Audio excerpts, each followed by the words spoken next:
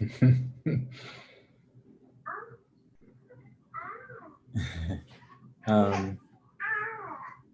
thought you were going to bed. What the heck? It's 10:20, party animal. It's 10:20, party animal. What the heck? I'm making a video for you guys right now on how to call upon your favorite goddesses through my readings, and both for work and pleasure have been leading something along the lines of that.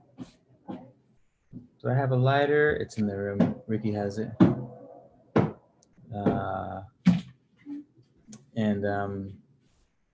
Okay, disclaimer. I myself, outside of Thoth, maybe one or two other choice characters, don't necessarily do goddess, god worship, ritualistically speaking. I tend to lean more towards plants and trees and shit when it comes to that sort of thing. However, calling all goddesses and gods, there is some, it's basically the same thing. You're going to follow the same sort of chain of thought. So we're going to do, it's going to be fun. It's going to be light. I thought Atlas was going to bed, but apparently not. So we might get Atlas. What the heck?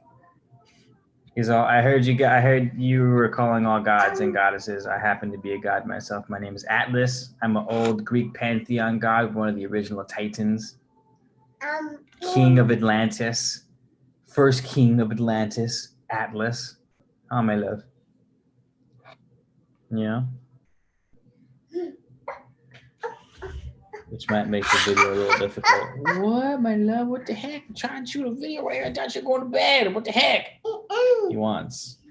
El quiere. We might have, this video might not work. Because he's about to scream his face off if I don't let him play with the computer. And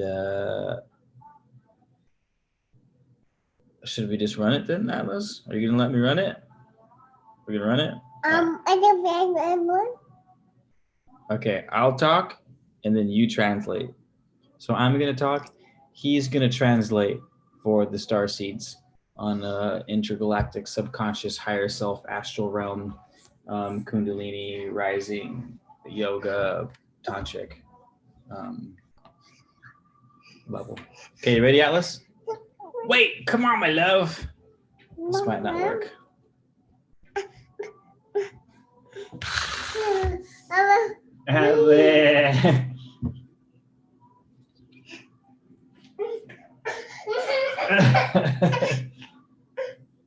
We're gonna have to end the video.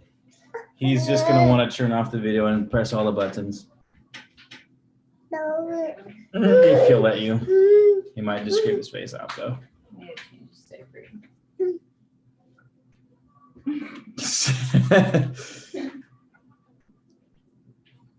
Oh, that was easy. Thought that was gonna be much more difficult than it was. However, here we are. It's great to have you all back. It's wonderful. It's great. It's substantial. Thank you kindly. Spooky weird noises coming. All right, we're gonna get into it. Calling all goddesses. All right, some tips, some basic tips. Often overlooked. The biggest one overlooked, in my personal opinion, is research. Right? I know it sounds dry, not very exciting. You know, it's not. It has nothing to do with astral projecting, or shadow work, or whatever other thing whatever the cool spiritual kids are doing these days. But look, thanks to things like Hollywood, the true stories of the ancient deities have been twisted. And for example, Zeus. Everyone sees Zeus as this jolly old fellow, this old dude, super cool homies from the movies, right? From what they have, from Hercules. At least that's where my image comes from. I'm gonna get over that loud noise trigger, I swear, eventually. I don't know how long it's gonna take, but I'm gonna do it. In reality, Zeus was the dude raped his wife. No, he raped his wife, but before his wife was his wife was his sister. So he raped his sister, made her to be his wife, and then tricked countless mortal women into sex and quote unquote ravished them. But back then, ravished was the nice term for rape. So like the dude was a sex scandal, right? But media skewed him. So the best thing you could do is do some solid research, because you guys got to remember your deity, no matter what culture it is programmed to a specific frequency, the frequency of belief. Whatever belief that deity has surrounding it is sort of the energy that it's going to follow. Like, think of a good example. I can't think of it right now, but it'll come to me. Anywho, it's not useful for you to base your deity worship off of your favorite books, off your favorite movies. It's best to go to the source. And research. So maybe I shouldn't have used the word research, but every one of these deities has really fantastic, super cool stories written behind them, and you got to go to the source. Read the Odyssey, read the Iliad if you're sort of if you're into the Greek pantheon sort of thing. Can't even remember the names of the other books. Norse, all the African ones, they all have their sort of mythologies that are laid out behind them. Point is, oh, Patty Mayo, what up? Point is, if you're not checking in, but you're following the stories of like Hollywood and shit, you're gonna. Zeus had a temper. Yeah. It's much bigger than the temper. It's much bigger than the temper.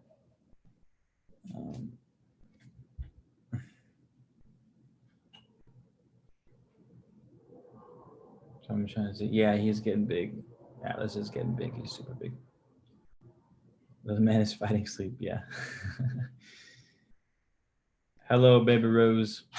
Goddess Rose. You summoned the goddess? Yes, I did. I'm trying to teach you guys how to summon.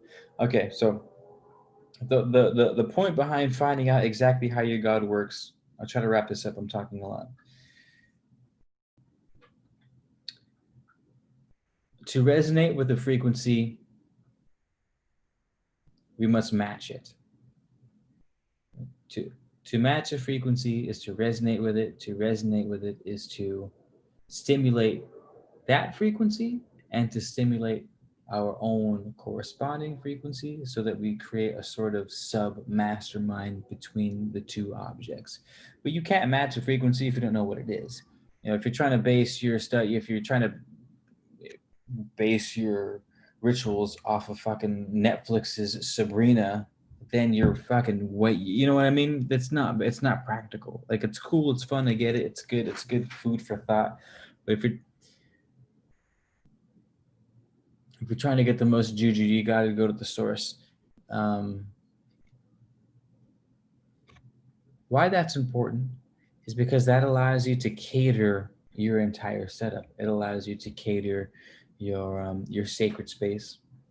It allows you to offer appropriate things. Like, what is that deity into? Which we sort of know. You can Google, like, oh, if you're into Thoth, he's into writing and magic. So I give him relevant things, or some things, blood offerings, but I wouldn't suggest barking up that tree. But to each his or her own. Proper communication, right? Communication is key in our relationships. If you're trying to have a relationship with the deity, you want to have proper communication with it. And you can't have proper communication with something if you don't know how it functions, if you don't know its history, if you don't know how it came about, the stories, the myths, the adventures it got into. Basically, the more you can involve yourself in a story, the more pieces of yourself that you evoke, and the pieces of yourself that are resonating, they're stimulating its counterpart. It's just, the more connections, the better, obviously.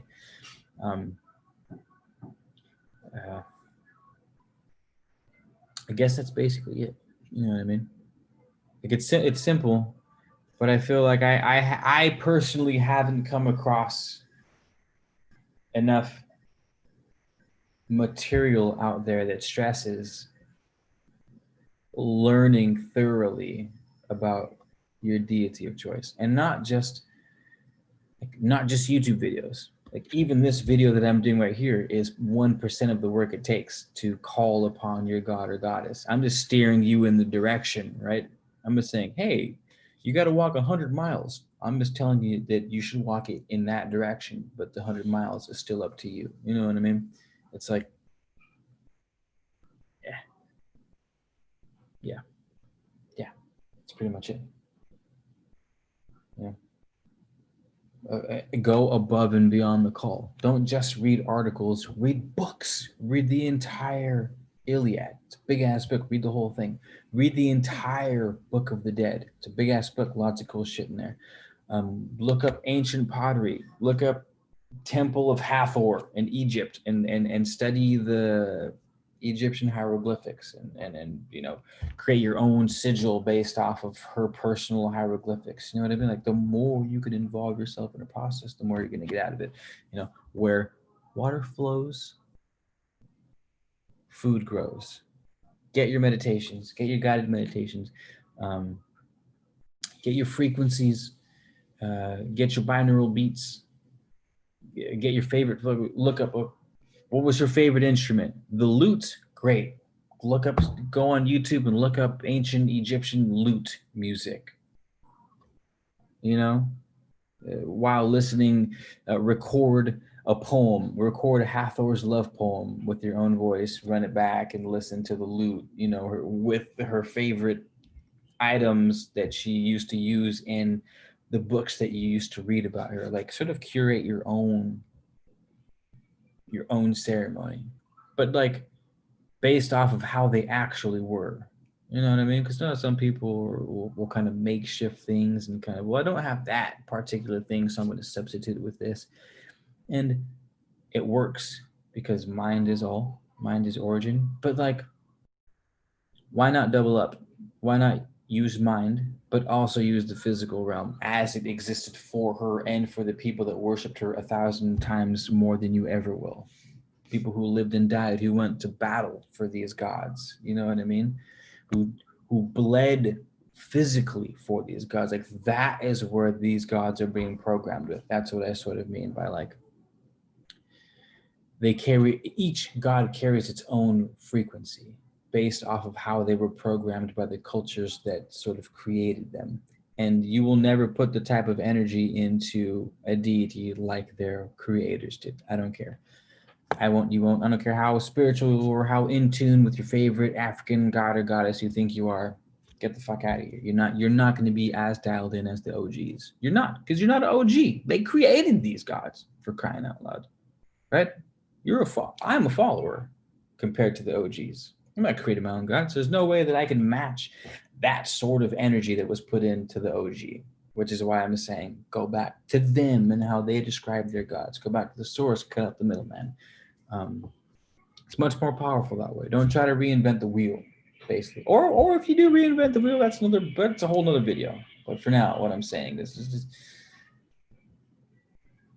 the work's been done for you, right? The river, the Deedle River has been literally in some cultures chiseled into stone. The path has been grinded out for you to follow. All you gotta do is follow that path. Right? So if you're into that kind of thing, if you're down, if like worshiping your cultural deities is your sort of thing, like that's the tree that you need to be barking up. Is the one that was already grown. And calling all goddesses. I know some of you guys came here because you thought that you were the gods and goddesses. My bad if that was the case. You egotistical bastards. I'm just kidding. I'm just fucking with you, kind of. But no, this is about calling on the actual ones. Like I know it's cool to be like, I'm a king. What up, God? In a way I am, because I'm a creator, but until someone's chiseling my name into stone and people are reading it 4,000 years later, I'm probably not on that level of God mode. You know what I mean? Not that we're not all capable of it, but let's be real. How many of us are going to have our names carved in stone by thousands of people lasting millennia, and that you guys are still worshiping them 4,000 years later, drawing upon that energy, tapping into that sort of endless well of human consciousness that is programmed magic into the fabric of someone's culture that someone can tap into thousands of years later. It's dope. It's dope. But it's just a tip. It's just a tip. Salabi, what up? Blessed new moon. It's a joke on Patty Mayo. What's cracking? I'm just catching up on your comments. No, he's not going to let you. No, he wasn't, man. He was just, it's over.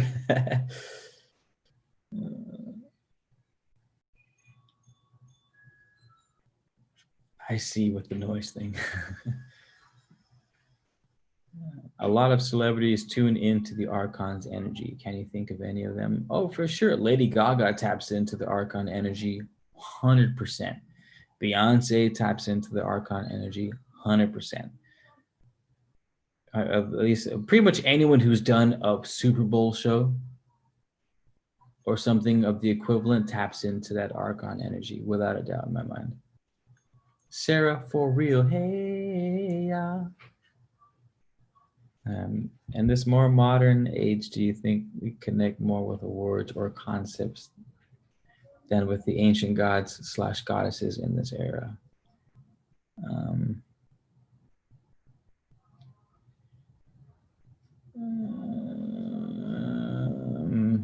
You might have to ask that question again. I'm not quite sure I fully understand it. I understand it enough, but if you could ask it better, it would help me with my response.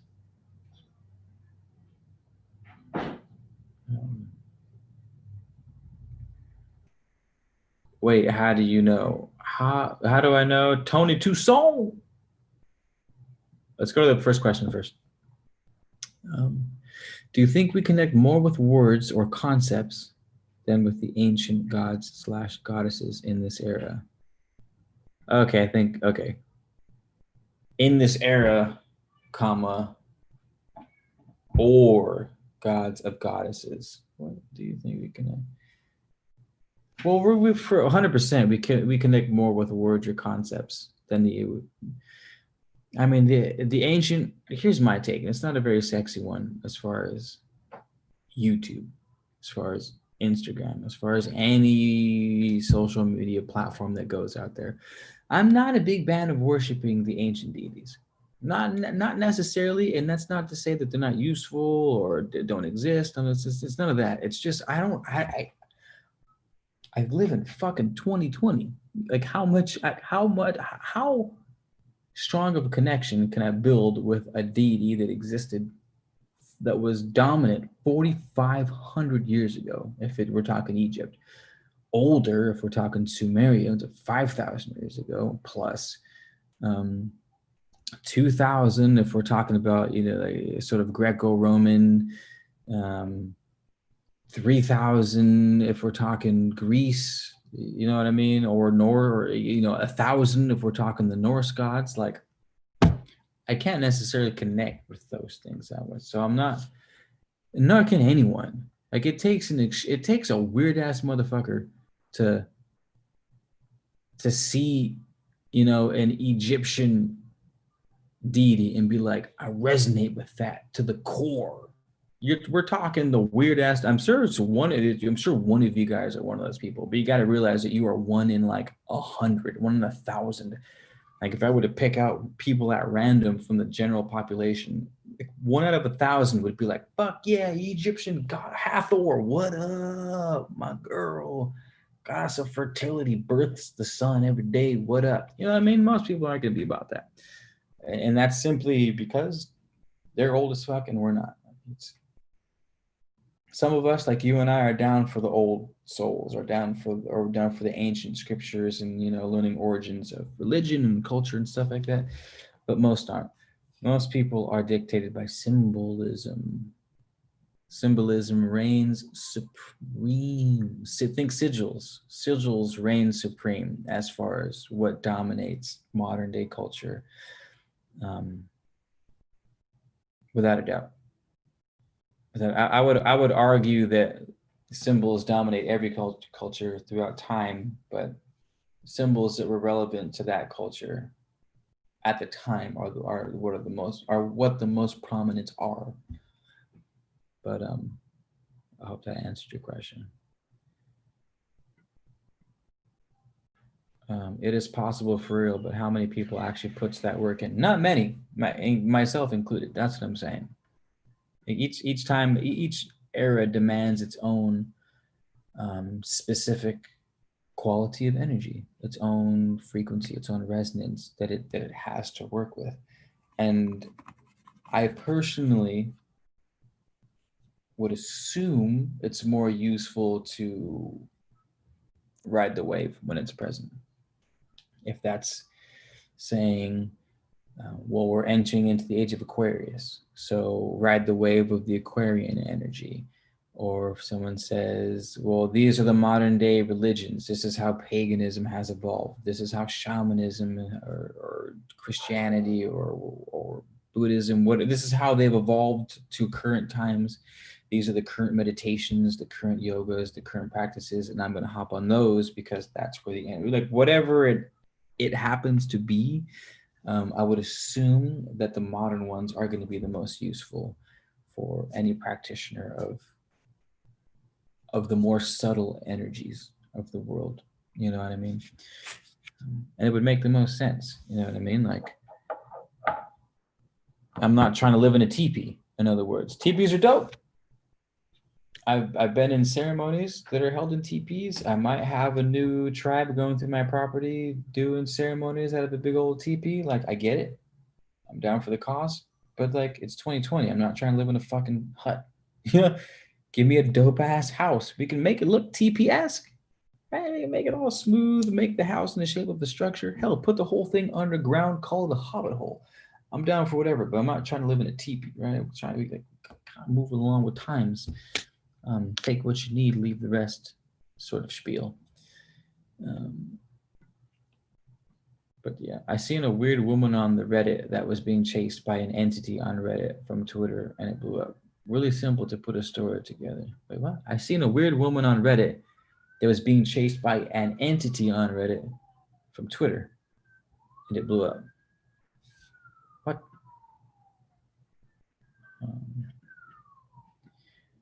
How? All right, so Tony Toussaint wants to know about the Archons. So check this. Now I'm pulling this from the Emerald Tablets. Give me some poetic license to wiggle my way through the definition, but the Archons are sort of the gatekeepers as you pass from one dimension to the next. They are the gatekeepers. And according to the Emerald Tablets, more or less, we say you and I are living this human experience 2020. We go through the maze of life trying to evolve. We meet the Archon. If we don't resonate with the next dimension, the Archon shoots us back down to the beginning. We start all over again. That's one variation of the Archon, and that's sort of a neutral. I'm giving more of a neutral definition for it, because some people are like, Archons are super evil and they're there to deceive and hold you back and block, and like they're the bad guys. And they could be the bad guys because they're keeping you from getting to the next level, but it's only because you're not resonating with the next level. So really it's yourself that's not letting yourself get to the next level, if that makes any sense. Hold on.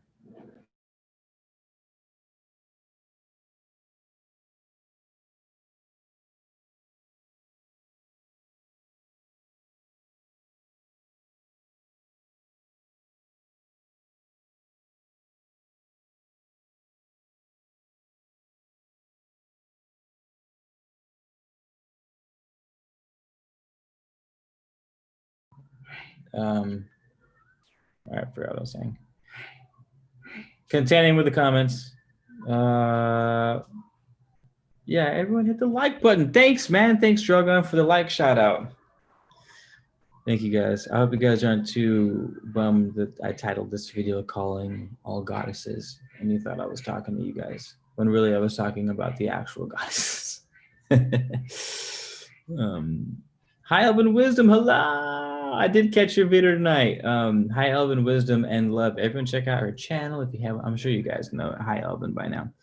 But yeah, the dark elves have been coming up a lot lately. In a couple articles and a book series that I'm reading. That your video was the third time it came up, and so I was like, all right, dark elves, what up? Let's give them a good gander. But I was on my way to the pumpkin patch at the beginning of your video, so I couldn't finish it. Memes, peace, I'm home. Yeah, you got it. Yeah. Starseed Glow, buenos noches, bienvenidos.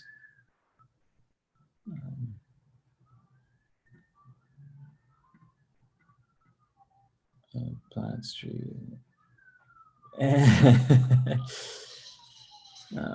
Salavia said, I agree there is no good or evil, just different perspectives. That's a tricky one. Because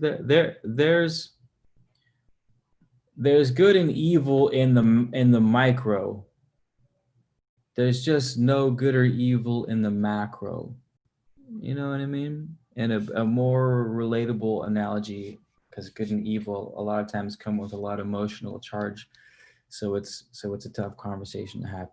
But what's an easier conversation to have to demonstrate the point I'm trying to make about there is such thing as good and bad is, we've talked about this before, the hot and cold.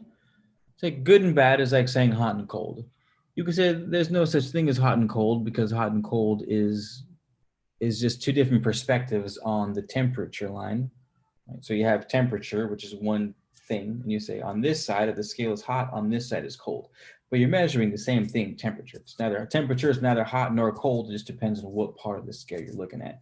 Good or bad is the same thing. So yeah, it depends on what part of this. It is perspective on good and bad, so it changes, in other words. But at the same time, if we were to cut out a piece and solidify that into a single happening in time, which is what we experience in the third dimension, just an infinite amount of single moments happening through time, we can say that there is an objectively speaking good or bad, let's say, decision to make.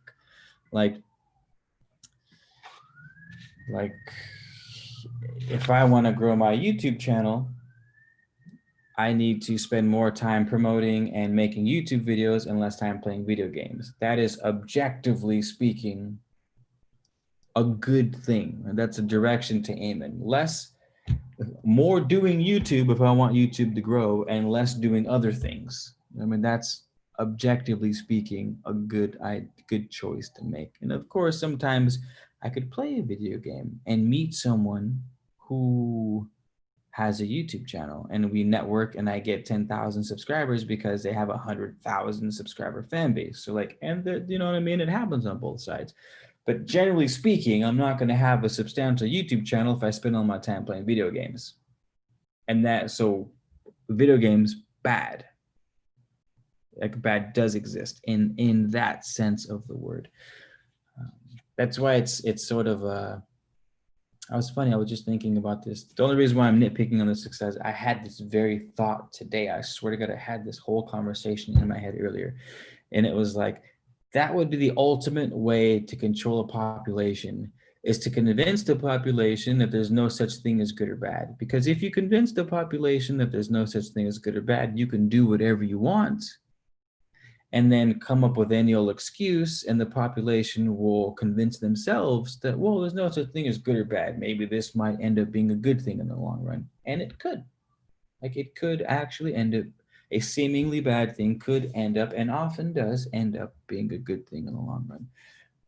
But you're playing with fire, man, because we know how our world operates, and we know for the most part how our leaders roll and how governments roll and how they have rolled throughout time.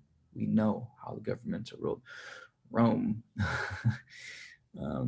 United States, Cuba, Russia, China. We know how they roll. You know what I mean? So if you can convince a population that there's no such thing as good or bad, you can basically get away with whatever the fuck you want. That's what I mean by it's a fine line. So like, it's like we're right. Things both are and are not at the same time, generally speaking. But it takes discernment to sort of just not be a jackass and be stepped on all the time, like straight up. That just makes an entire society of extremely gullible people, and that's not a good thing. It's 100% not a good thing.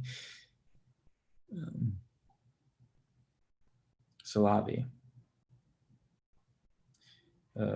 Wow. Umwaiskes.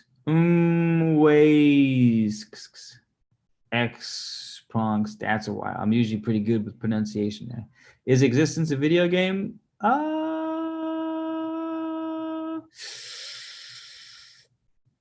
If by video game you mean a sort of simulation, 100%. 100%. I mean, what is a video game but a reality that is fixed to a set of laws, and it must play out that set of laws throughout the game. You have your characters, which are your archetypes. You have your engine that drives the game, which is your laws, like the hermetic laws, ones and zeros. If A, then B. If B, then C type shit. And life is the same way. I mean, our life is a program. We have our characters, we have our archetypes, we have our rules like polarity, like vibration, correspondence, gender, cause and effect, vibration, rhythm. Like all these things are immutable laws, just like a video game. So in a sense, 100%, it's like a video game. I would even make the argument that every existence period, whether you're in the 5th, 6th, 7th, 8th, 9th dimension, they're all different versions of a video game, albeit different levels of a video game. But until you're back in source, until you're back in one, you're in some type of simulation. Right? You could be one floor down from the all. You could be at 1,000th dimension and source is at 1,001, and you would still be, although a very small veil separating you from source, you'll still be in a sort of simulation, because you'll have a sort of an ego that gives you a perspective that's outside of source. That's the video game. The video game is that illusion of separation from your creator. As long as you have some sort of illusion of separation from your creator, you're going to be in some sort of simulation that's based on some sort of laws, right? Because source has there's nothing to govern oneness, because oneness is the totality of everything. There's nothing outside of oneness to place laws upon it. So that is the only thing that is real with a capital R, that is ever constant. It's the substantial reality of all existence. Everything else underneath that. I don't care if you're an Archon. I don't care if you're a Palladian. I don't care if you're a Syrian from the star cluster Syrian, whatever the Syrian star clusters, whatever. Like, I don't care what it is. You all of it. I don't care if you're a rock. I don't care if you're Zeus. I don't care if you're Jesus. All of those things are individually labeled, and as a result have individual lenses for existence, and as a result have their own individual ego that is a lens to perceive existence that gives you the illusion of separation from source. And there's a million different versions of those lenses, of those egos. That's why I'm a strong advocate for the ego itself. And while you'll never catch me making a video that says your ego dissolves at the next dimension, because I don't, mostly because my definition for ego, which again, like I just said, all it is that illusion of separation. So like, would be a good example. Think of what's the Daryl Ankh, the dude who challenged Bashar. So Bashar is a, I don't know, is he Palladian? I don't know what star seed he is, but he says, okay, where we're at, we act as like a hive mind because we got rid of the individual sense. But if you listen to the words themselves, what Bashar is saying is we. He's talking about their collective group of people. So they may not have an individual ego like humanity does, but they have a special identity as the Palladians. So instead of giving a individual ego, they've given their entire group an ego, which is another tier up from the individual, but it's still, they're calling themselves Palladians. They're not saying, they're giving themselves a name. In other words, anytime anyone gives himself a name, they're saying that they are not source. Because to define something is to contradict what source is. Source is the undefinable. So to say that, to even say I am in the sixth dimension is to say that you are not in the fourth dimension, or you are not in the eighth dimension. And only in that way, you know what I mean? Am I making sense? So it's like, we just gotta really pay attention to how people talk. You know what I mean? And really, really be discerning. Like it really is up to us to sort of give serious thought to our beliefs and to the people who are and to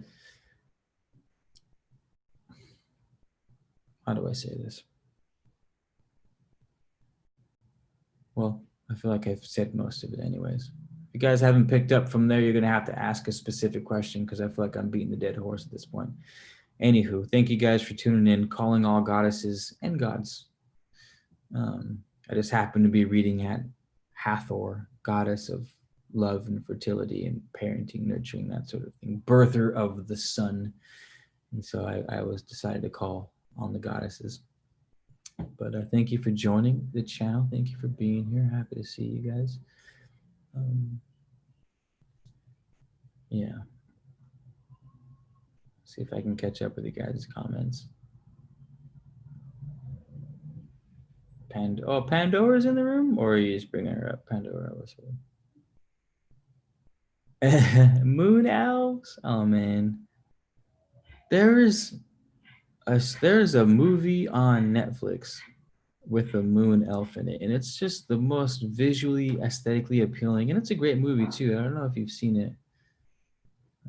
Pandora, nice to see you here that I haven't seen in a while. If you are still here, thanks for stopping by. We got the Elven Squad in the room tonight. We do. We have the Elven Squad up in the room tonight. Makes me happy.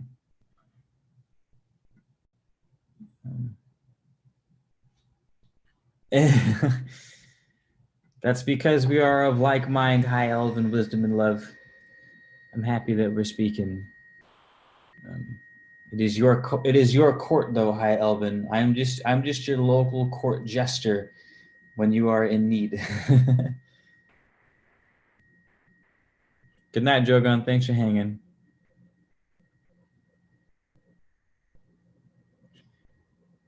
That's a good way of putting it. High Elven wisdom had it. That's a wonderful analogy too. Good and evil. Another useful analogy is unconscious and conscious. I like that.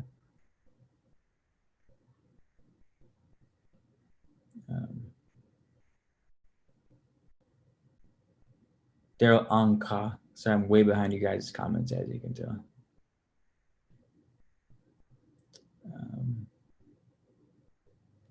I've read that somewhere, Lady of Fire. If you're frightened of dying and you're holding on, you'll see devils tearing your life away. If you've made your peace, then the devils are really angels freeing you from earth. unless you were raised in the Amazon. That's another interesting thing, Lady of Fire Poetry, is a lot of our experiences, a lot of our spiritually significant experiences are defined by the culture we were raised in. And I haven't figured out why, but that's sort of what I was getting at earlier when I was talking about learning how your favorite deities existed by the people who created them. Because they've been programmed that way, to exist that way, to behave that way, a certain way, and therefore to react a certain way to your offerings, your conversations, etc. But like, you're not going to see demons pulling your life away, or angels taking you away if you were raised in the mountains of Peru and you don't even know what a Christian is. People give a lot of credit to the cultures that they were raised in. And that's a good example, Lady of Fire Poetry. I'm glad you brought. That's a perfect example, because to us it makes plenty of sense, and we read something like that and we go, "Oh man, like that's like fuck yeah, devil's tearing your life away, but make peace. They're really angels, just free, just taking your soul back to heaven." Like, you said that to someone in the Andes Mountains who would live there all their lives. I'm like, what the fuck are you talking about? Angels? What's an angel? Like, who's Jesus? He died for your sins. What? Where'd the sins come from? Well, his dad gave them to you. Like, wait. He gave me the sins to begin with, and then sent his son to die for those sins that you gave to me in the first place. So now I owe this guy my whole life for something that he freed me of, that you put me in the first place. And I'd be like, more or less, yes, that's how our religion rolls. And they'd be like, you're fucking crazy. I'm having a conversation with this tree over here. Leave me alone. I'm about to drink this brew and lick this toad and blast off, and I'll really show you God. And then, you know what I mean? So like, a culture has a lot to do with how our worlds are shaped. To be fair, I don't know if you can get rid of that programming. Something like that. Something like, if you see the world through angels and demons and you're like 30 plus years old, I don't know if you can change that. I'm sure you can, but it would take some serious God mode meditating, unlearning and relearning to get that straight and to work out the kinks. You know what I mean? It's difficult. I haven't figured out a way through that, but that last thought right now has been a thought of mine for at least a couple weeks now. Heavy. Comes up at least 2-3 times a day where I'm like, how the fuck can you get rid of those thoughts? Obviously those thoughts shape your reality. Well, does it affect your post reality? Like, after you die, does it influence what happens? Do your cultural, societal beliefs of the afterlife shape your actual afterlife? Or is there an objective afterlife that happens to you regardless of what you believe? Like, if Jesus was the way, and however way you see Jesus to appear, there's like 1,000 denominations of Christianity. If he were any one of those ways, or the countless interpretations that we individually have of Jesus, if that ended up being true, what does that mean to an Amazonian tribe who's never seen a white person before? And they get thrown into this post-Jesus realm. Are they going to be like, whoa, we were way high? Like, dude, I thought the toad was it. I thought the machine elves running through the digital space that created cities with voice. I thought that was it. Apparently, it's this Jesus dude on the cross. Like, damn, was I way off. So I haven't really been able to wrap my head around that. Though it does seem silly for that to be the case. And then, like, could you imagine? Or vice versa? Could you imagine?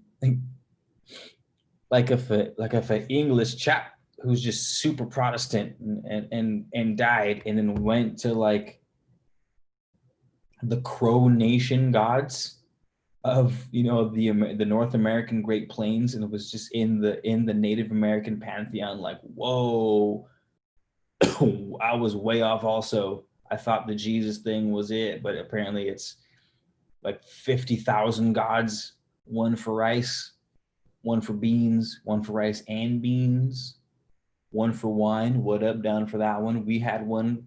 That was Jesus. Jesus was our wine god. Do you guys know that one of Jesus's first miracles was turning water into wine at the age of 12? I think Jesus was 12 when the party ran out of wine, and Jesus was like, "Fam, I got you." And then bada bing, bada boom, a few birds out of a hat later, barrels of wine. Gangster. Like, to be fair, that's pretty gangster, right? I feel like that's pretty cool.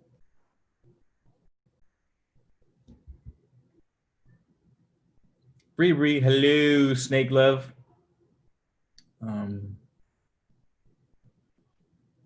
Oh, nice. Hi, Elvin. You studied the Quran? I haven't gotten into studying the Quran. That's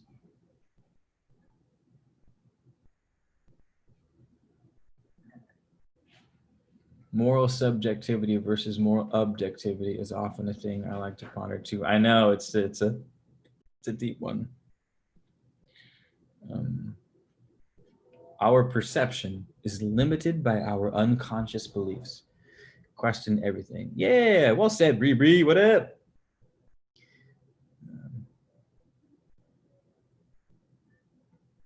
In my observation, there must be some type of universal moral law. Yes. Yeah, it would provide the balance, would it not?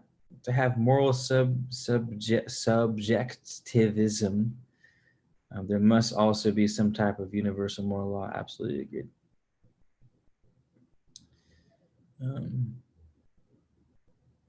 The universal laws in the Kabbalion, some of them. I would argue, Bree, that all the universal laws are in the Kabbalion, but I am biased. 100% will admit that.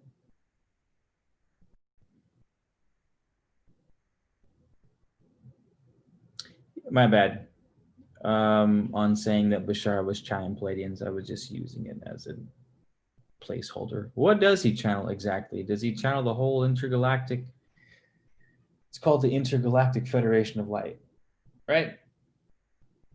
I think that's the collective. That's like the most accepted one, right? There's the Intergalactic Federation of Light, and they sort of stay out of human affairs, but at the same time make sure none of the dark entities interfere with us. It's been a long time since I've looked that up, but I do like it a lot.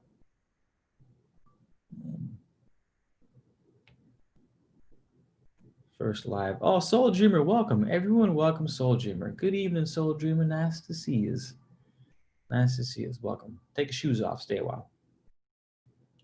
How can I see spirits? 5 grams of dried psilocybin mushrooms. I'll get you see all kinds of shit. Don't do it though. I do not recommend to condone any substances, whether they are legal or illegal. I do not condone the use of any of them, no matter what state you live in. Doesn't matter what state you don't live in. I don't care how old you are. I don't care how old you're not. I do not condone the use of any substances, period. However, 5 grams of psilocybin mushrooms will get you seeing all sorts of spirits. Guaranteed. There's all kinds of other shit too. You can meditate, you can practice, you can make it, you can write it down. Like, look, you guys, if you're talking spiritual things, how do I do X, Y, Z? Keith, how do I do X, Y, Z? It's basically this. I'm going to give you the same answer for all of them. I know it's, again, not very sexy. It's not very flashy, and I can't make millions of dollars off of telling you how to do it because it's not necessarily marketable. But I'll say it anyways. Whatever the fuck you want to accomplish, involve yourself in the process as much as possible. Use your creativity and imagination to come up with ways specific to you and your own experiences that will involve you in the process. So if I were trying to see spirits, I would write it down before I went to bed every night. I would like to see spirits.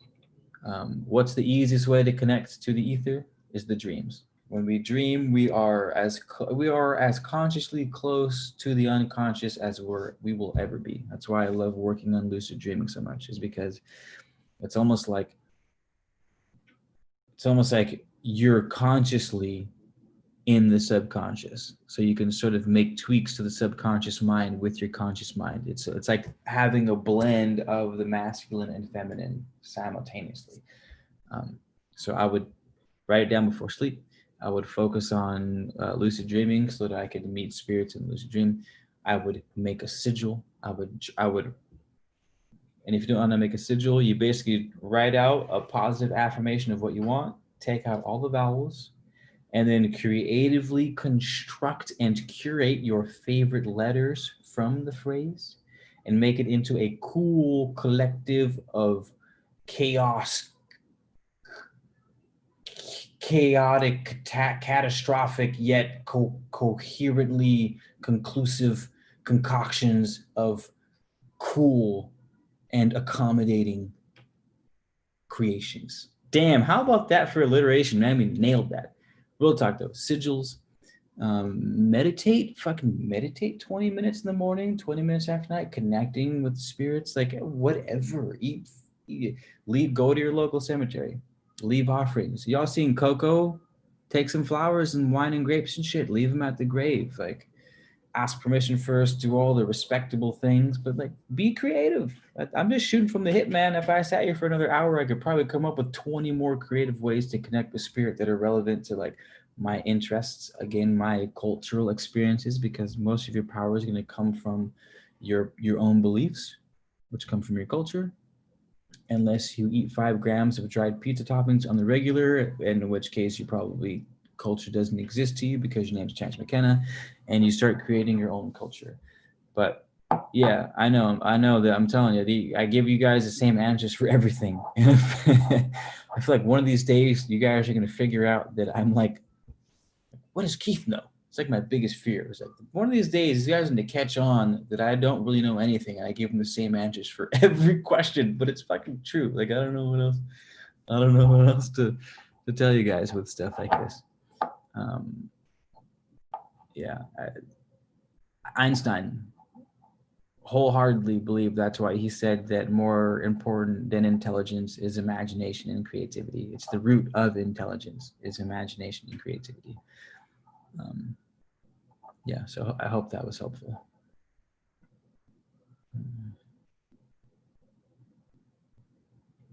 Bree, reality is trippy enough. Don't do drugs. Which reality, Bree? There's a pizza topping reality out there. There is. The generative law isn't mentioned, and there are a few others, and law of the forbidden, more of a human law, though. I'm bringing you on the live, and we're having a healthy debate. If you're gonna convince me that not all the laws are contained in the Kabbalion, because I do like me a good debate, and I want to hear where you're coming from. So email me, Bree. I'm bringing you on the live.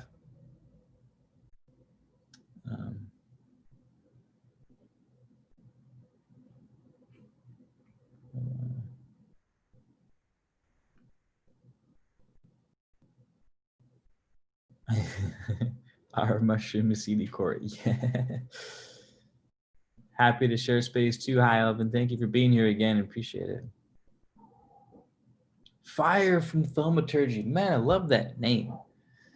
Love that name. Makes you feel like I'm just in a deep, dark cave, just blasted from the fiery orange glow of a forge, and there's just a heavily bearded, sweaty, husky man just like dink, slamming on fire, dink, just putting the iron in the water, and then he's dink, hammering away. It's dink. I could be way off, but Yeah. Estefany Murillo. Welcome. I don't think I've seen your name before. Everyone give Estefany a warm bienvenidos. Bienvenidos, Estefany Murillo. Happy to have you here. Take shoes off. Stay well.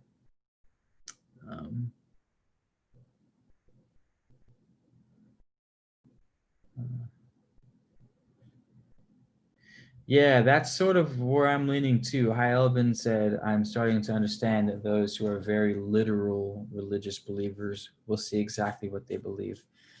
They will see heaven if their conscience is cleared,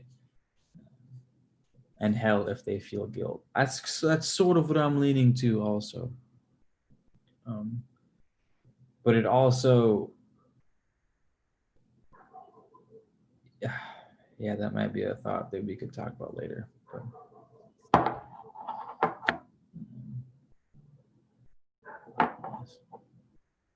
you paint a vivid picture. Thanks, Soul Dreamer. If there's one thing, if there's one thing I'm happy to claim, it's my picture painting. It's my picture painting.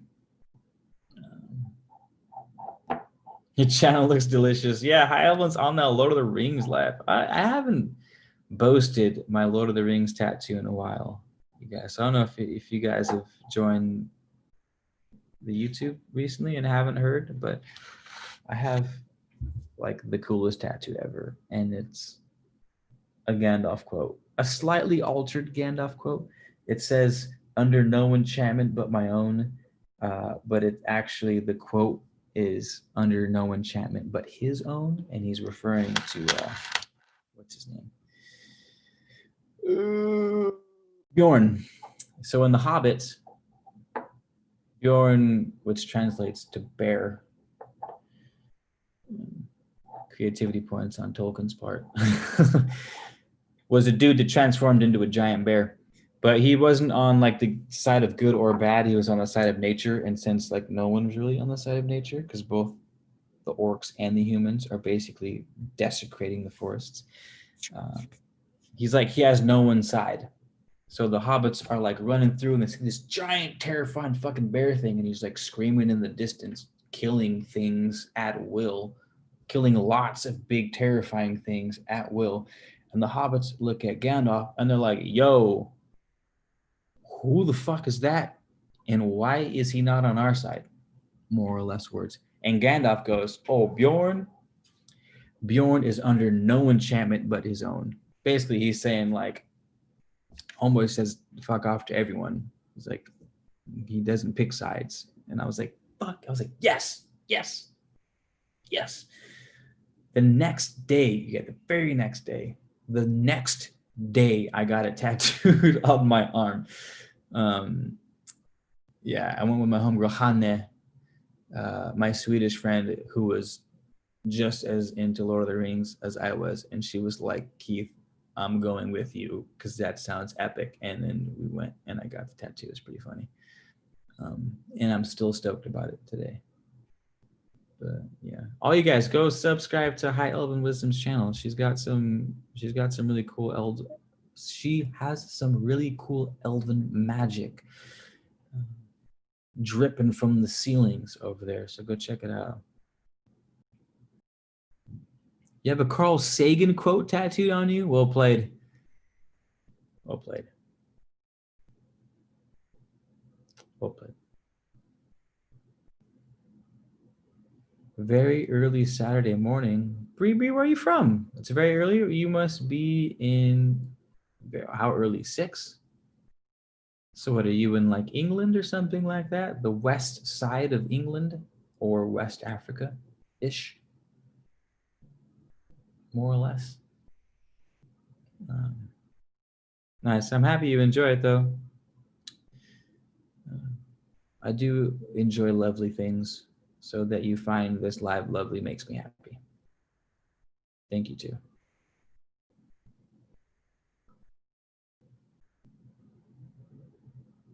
Oh, you're from Ireland. I've got it. Let me know how good my Irish accent is. It might be terrible, but I feel like it's good, especially considering I've never been there, nor do I have any friends from there. However, my name is Keith, which is pretty Irish, right? Keith is Irish. Anywho, oh, you're from Ireland. Oh, it's great. I've got lots of family from Ireland. I've got wee lads running around the forest, painting gnomes on top of squirrels and other mushrooms and the like. I've got a Lord of the Rings tattoo on my arm. Got a few years ago. It's been like quite 4 or 5 years now. It feels like just yesterday I got it, but it's been there for quite some time now. I love it. I see it every day. Sometimes I forget it's even there. I see it. It's like, oh, that's a greatest tattoo I think I've ever seen in my life. Can't wait till I get my next one. But might be a wee bit of time before I get around to doing it. It hurts fairly quickly, does it not? So I got. Is it decent? Is that a decent? I feel like it might go in between 4 or 5 different kinds of accents in Great Britain, but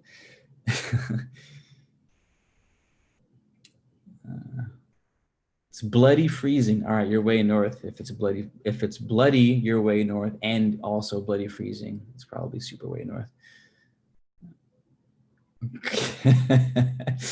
Keith and Mick Garcia. Scottish, that's dope. I'm down for I thought Scotland was a bit deeper. Scotland was like slower and more dragged out. I don't know. Like I've never been to either one of those places. So you're. If you say it sounds more Scottish than anything, I'll go with that.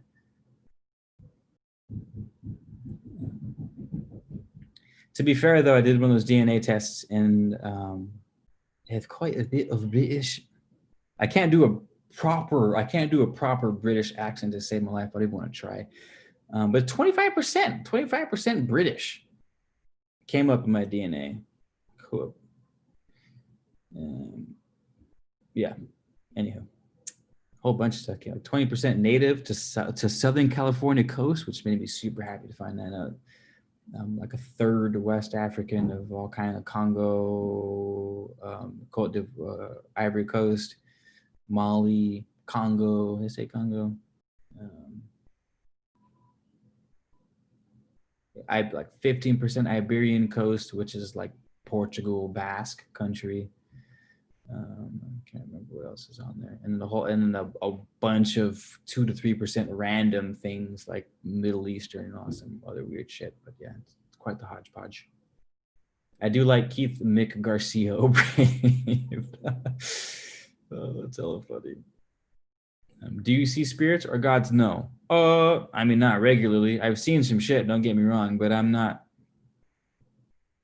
I don't necessarily want to see to see spirits, at least not human ones.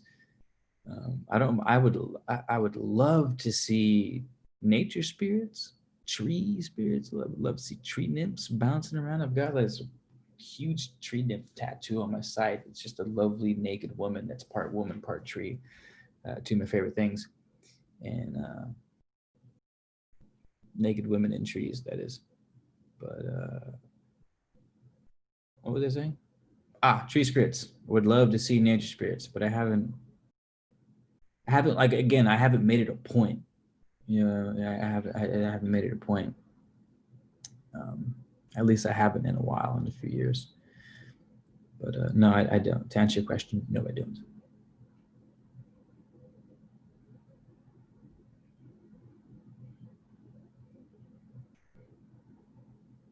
Nature spirits. Or aliens. Yo, Stephanie Murillo. I have seen, man, I've got the coolest UFO stories. A little UFO story time. I might end this video and start up a UFO story time. Might not. I'm not trying to go through all that work. But oh man. I've seen. Think of it often too. At least once a week, I'm like, damn, did that really happen? If I was alone, I would question strongly my reality and my recollection of that memory.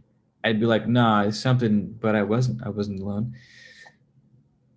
I had him tell me exactly what he saw before I said anything to make sure I didn't plant any seeds, and he corroborated without me. So like, yeah.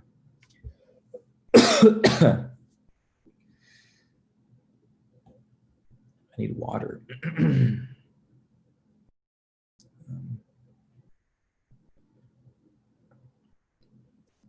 Only because I am honoring them as their own creative beings too, Keith. I think you might be a few minutes behind. Hi, Elvin. So I have no idea what you're commenting on because you might be commenting from something I said like 10, 15 minutes ago, which means by the time you hear this, if that's the case, you're going to comment on it and I might not know what the hell you're talking about in the future. Actually, I will because of that last spiel. So I think we're good. But, I will search for your story time. I have it on here. I might have it. Should have my UFO encounter. I should. Jesus Christ, that story needs its own video. If I haven't posted it, I'm sorry. I will do so immediately. Yeah, hi Elvin is definitely way behind if she just commented on the tattoo. Sorry, girl. My bad. But do you guys have anything else to share? Because we've been riding this. We've been riding this for 65 minutes, which is a healthy ride.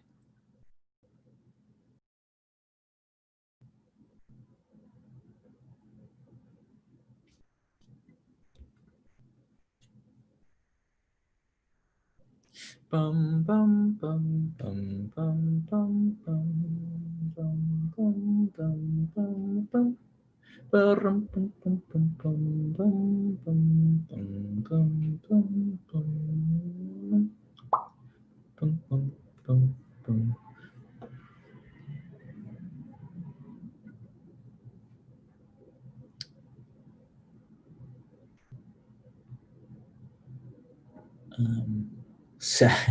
Bree, are you behind the video? Is my video that late behind? Oh, Stephanie Murillo, nice to meet you as well. I hope if it doesn't, hit me up. Be like, Keith, I could not find the alien video. It would be wonderful if you could do a UFO storytime video.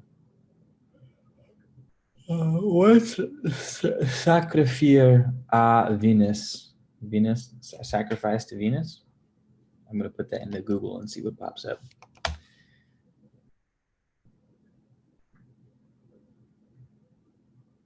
"21 of the most beautiful." I took French for a few. J'ai pris le français depuis 3 ans dans l'école, mais je n'ai oublié pas tout parce que what's the past tense of been? I can't remember. I was saying that I took French for 3 years in high school, but I don't remember any of it because it's been parce que trop le passant, because lots of time passed. I don't know how to say since I've spoken it, but I did like it. Sacrifice, to conform to, sacrifice to Venus. Collier de Venus, venereal collar. Des enfants sont venus to come. Oh, that's right. Anyhow. Ah bon, tu parles bien. Do I? What up? You speak French? J'ai pris depuis.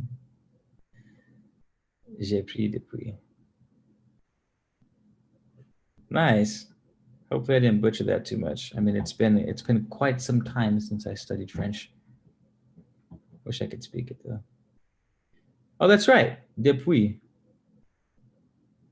Since depuis. So, okay. Thank you for that. Oh, great. Homies. Bree and I are homies now. We're gonna speak French to each other so that I can learn.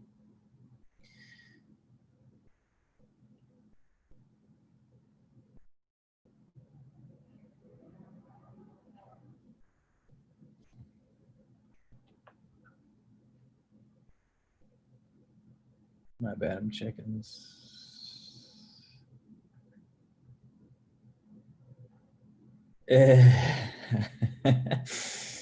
Sorry, I got everybody send me something funny. High Elven wisdom is on the part where I was talking like an Irishman. She's gonna catch up eventually.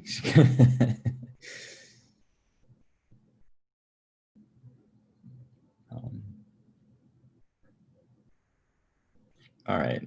Shall we end it? Shall we end it?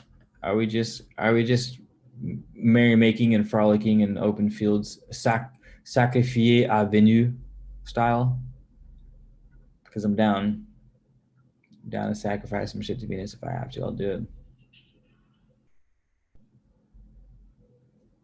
I'll do it.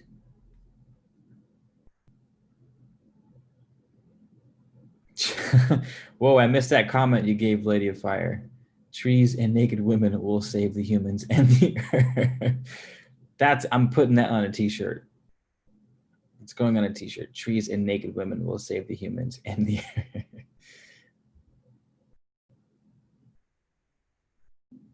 Je vais passer mes examens en novembre B2. Donc, je dois lever et commencer le jour.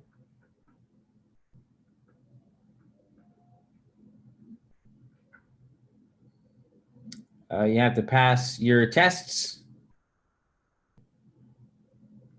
in November. I'm going to pass my tests in November. Donc, je dois lever et commencer le jour. Donc, je dois lever et commencer. Well, I don't know what donc means. Sounds like donk. Je dois. I've always loved that phrase. Je dois. I must. Je dois. Je dois lever et commencer le jour. I must get up and commence the day. I think it'd be translated to I must get up and start the day, though, which sounds far less epic. Oh yeah, you translated it for me. My bad. I have to get up and start my day. It sounds much better. Much better in France. All training is sacrifice. Ooh, spoken like a warrior. Richie, breathe. Nice, I like it. Always question for the next waves. All training is sacrifice, which is another huge point that we've talked about a bunch. Is that sacrifice? Is that key word?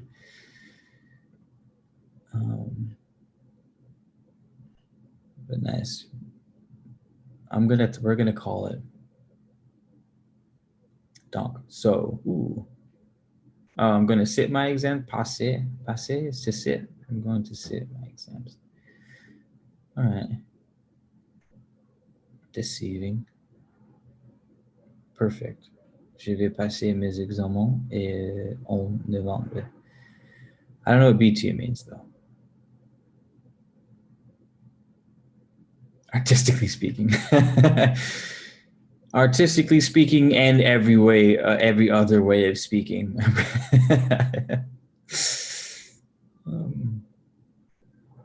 Grand. Thank you for the French. Thank you for the French correspondence. Bree, that felt nice. Felt nice too. I could remember for the way. 2:33 in the morning in my country. That's only 12:12. It's only 3 hours. What are you, Brazil? What's a different country that's 2:33 from where I am? East coast of Canada? I don't think someone in Canada would refer to Canada as my country, though. I think they would just say Canada. So you must not be in Canada. Oh man, it's always fun, Fire. Who knows? Someone might say some shit and we might be on here for the next half hour. You know how these lives go, man. I'm always like, I'm out of here. 15 minutes later, I'm like, what up? Pouring shots and shit. Trying to party. I'm picturing some Art Nouveau. Pandora. If anyone is Art Nouveau, it's Pandora. So well said. Maybe you guys should just tag team and start doing some Art Nouveau. Bolivia. Nice. Nice. They have some super impressive monolithic things going on in Bolivia. Guessy?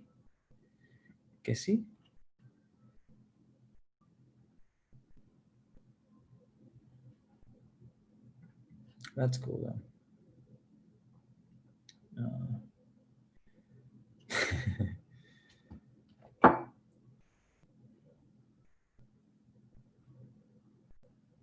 Who the Sorry, I get really funny texts from friends sometimes, and it makes me laugh. As funny texts should. I hate to leave you guys. You know what I mean? You don't have to go home. You just can't stay here. That's the problem. You know what I mean? Like, I wish you could all stay. I wish we could just have a slumber party. And like converse to the wee hours of the morning. Alas, we can't. Unless I just left my laptop on and went about my day. I've thought about doing that before. I'm just gonna run a live and live my life in the kitchen for the next 3 hours while I do things and see how that turns out. Oh, that's right. Tiwanaku is in Bolivia, huh? Everything's in Bolivia then. But is Pumapunku? That's Tiwanaku, right? Tiwanaku, that's Pumapunku and all that. And Titicaca? Is Titicaca in Bolivia? I hope it is. I hope every country has a Titicaca of their own. Oh, beers. Nice. Cheers and some beers does sound nice too. Damn, you guys, I took some of the Dream Blend, the Man of Letters Dream Blend Spagyric that you can get at the Etsy shop. Shameless plug. And I'm only plugging it because last night I took it for the first time in months. I haven't been dreaming too much lately, the past couple weeks, and I normally dream a lot. And I was like, I'm doing it. I took half a dropper before bed, and it tastes horrendous, but it works really well. And I had the silliest dream last night. I had super long, super vivid, fairly symbolic, and really funny.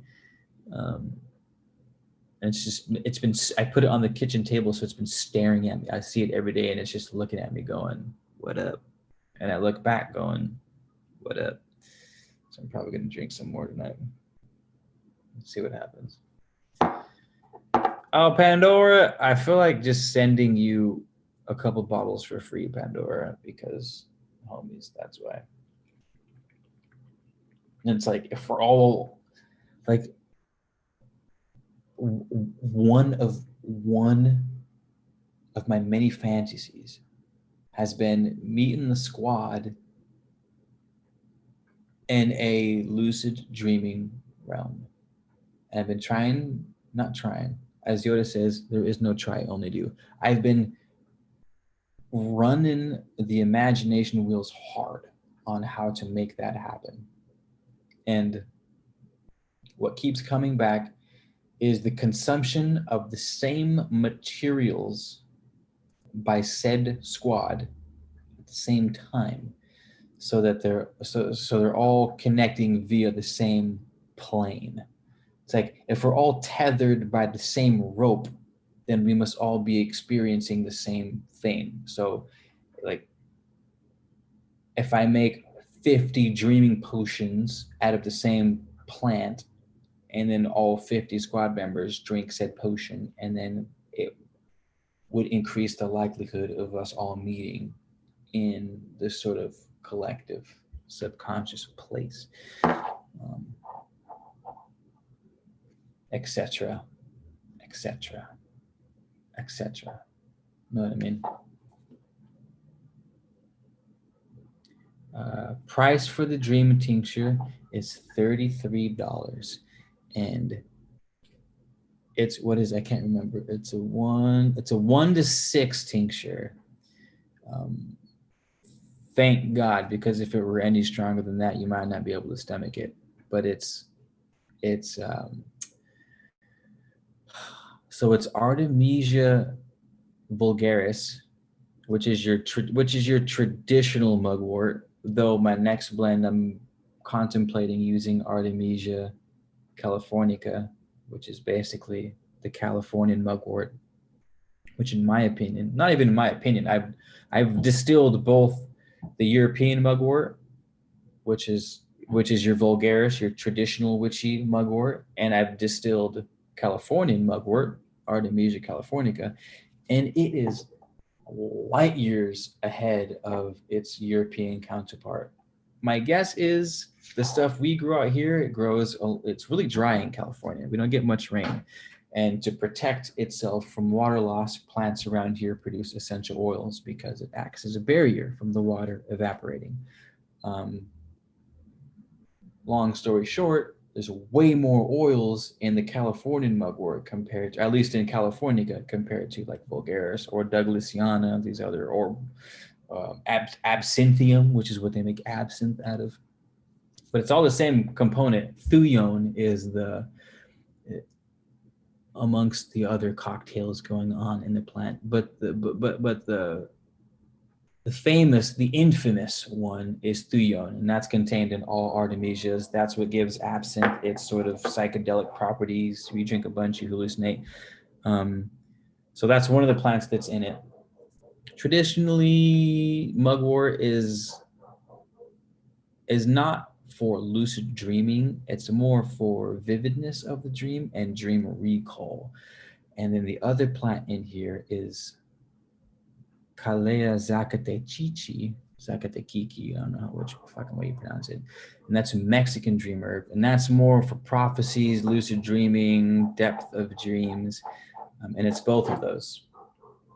Your sticklers will say you're not supposed to make spagyrics out of two different herbs. It's supposed to be pure, but boring. I'm not necessarily your average purist. And who would have thought? It still works like a charm. So I probably should have linked it by now.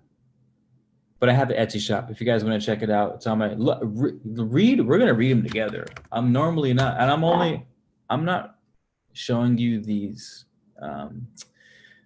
comments on the product because I'm obviously I want to sell them, but that's not why I'm showing you the comments. I'm showing them because I'm just as surprised how well this shit works as you guys are. Like I expected it to work, but not this much. So like let's read them. I'm gonna plug you guys into my Etsy shop right now. Screen share. What? Open system. Zoom. Oh, you're not going to let me do this right now, are you? Am I going to have to do something behind this screen recording? Zoom. Oh, I have to quit to show you guys. I updated them. I can't show you, but everyone here, I'll just post it. Like the read them with me or I'll read them aloud. There's a link to the product. Let's see.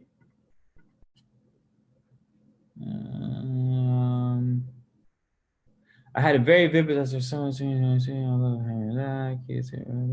where's powerful taste for sure, 100%. That Mexican dream herb is the most bitter herb you will ever drink in your entire life. My sleep was deep.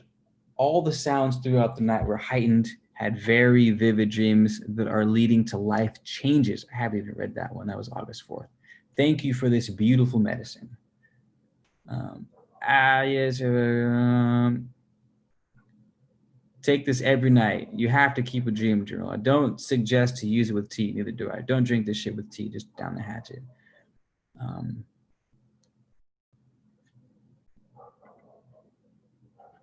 I've been able to lucid dream since childhood, often recall my dreams in detail, but my dreams have been deeply symbolic lately. That's the Mexican dream herb. It's more about having the prophetic dreams. That's what the natives out of Oaxaca, Mexico were using it for. They are so vivid and recalling them has been as interesting as dreaming them. Ooh, that's cool. This stuff is amazing. See, everybody. This person says it tasted like shit, but they said it nicely. Damn, I have tons of comments for this.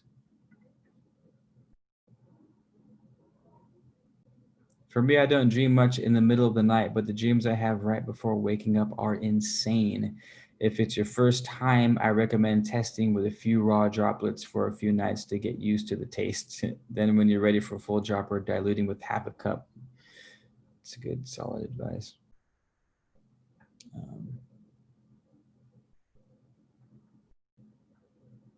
Nice. That's cool. I actually haven't seen a lot of the reviews I have on my Dreams Bajiric.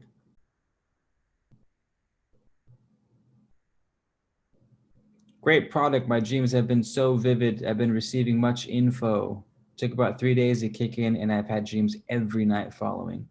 I will forewarn all, the taste is not the most pleasant, but the benefits are definitely worth it. Yeah, that's one thing that because like, as someone's like, Keith, you're not supposed to say it tastes bad because you're gonna put people off. I get that, but at the same time, it's like, look, man, what I would like to let you guys know about the Dream Blend is that it works. Like, first and foremost, I understand that it's 2020 and everything has to taste delicious, regardless of the thing could detox poison from your body.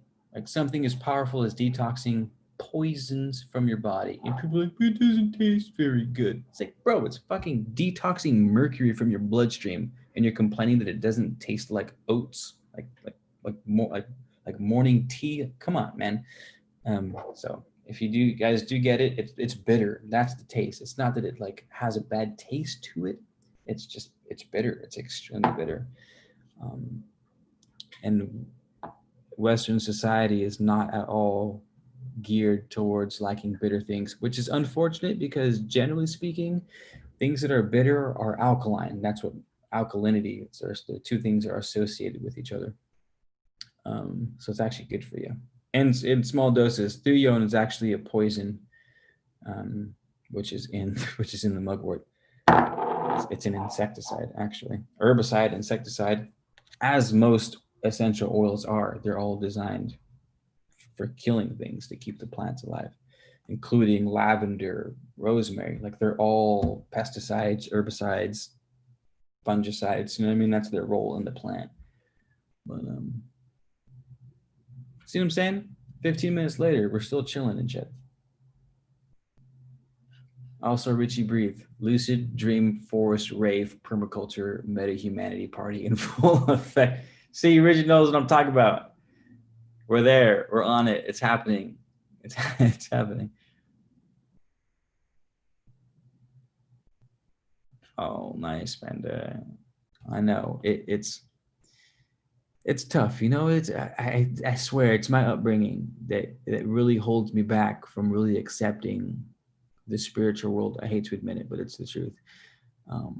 So even with my own things, like my own products of Gene Spaghetti, I'm like, do they really work? Is it placebo? Is it a combination? Like, I didn't take it for months, wasn't dreaming for weeks.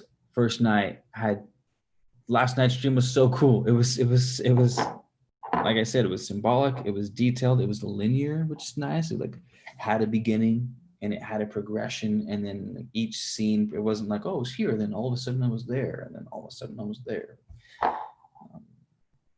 I love dreaming so much. So much. It's one of my favorite things to do. It's one of my favorite things to do of all time. It's one of, by far. I don't know why I never thought of that, Pandora. Yeah, you taste for a long ass time. You drink water, you can drink milk, drink whatever you want. That shit stays in your tongue. Definitely aimed for the back of the throat. Giggity goo. You just gotta fucking, you know what I mean? Bitter truths in a illusory society. Get some, Miss Stephanie. Since you're new to the squad, leave me a note. I'll send you two. Leave me a note. Be like, hey, Keith, it's Estefany Murillo, and I'll send you 2 bottles, but remind me because I'll 100% forget unless you remind me. Make it a little note. Like, would you like to leave a note for Man of Letters Co? Click yes. And then click, hey, it's your girl, Estefany Murillo. Hit me with that second bottle. What up? And I'll be like, you got it, fam. 2 bottles coming up. I got to get rid of them anyways because I'm down to like 50 bottles or so, and I would like to get my next batch using my new mugwort and see how that goes.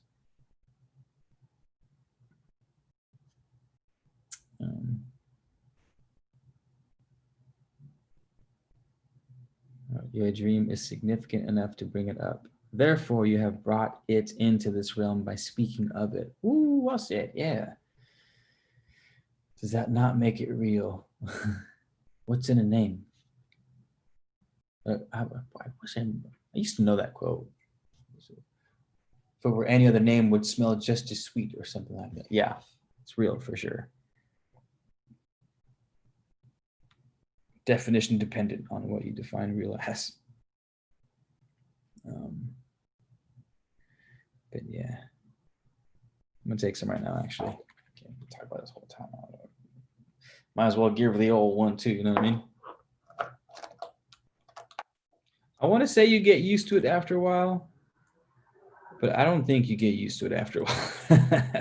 I think you just accept. You just accept the torment after a while. I think after a while you're just like, this is going to be miserable for like 30 seconds, and I'm just going to have to deal with it. I think that's basically what it comes out.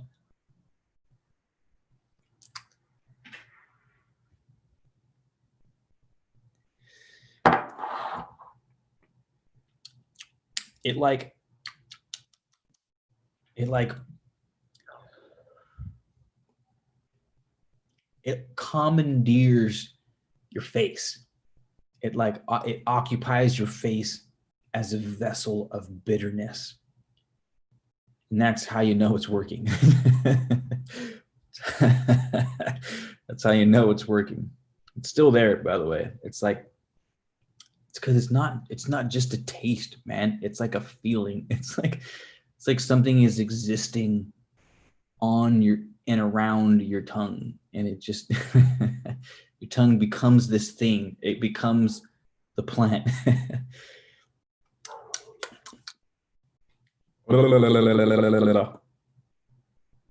Oh, all right.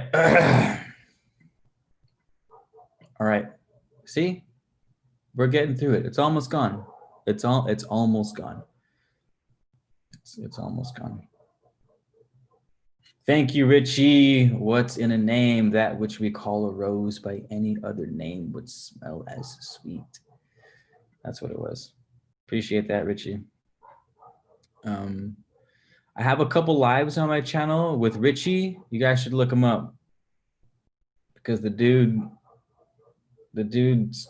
got something figured out, and the conversations we have are extremely worthwhile. If you've the eyes to see and ears to listen, that is. So definitely check it out.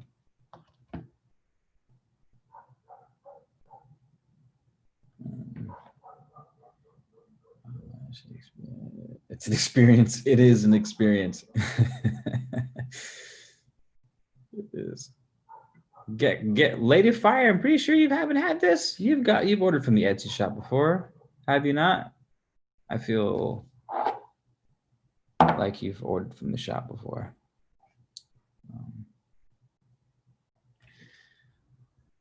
Yes. Fire from Thaumaturgy. You're still here hanging? I'm happy you're still here, man. I'm always happy to see your name pop up.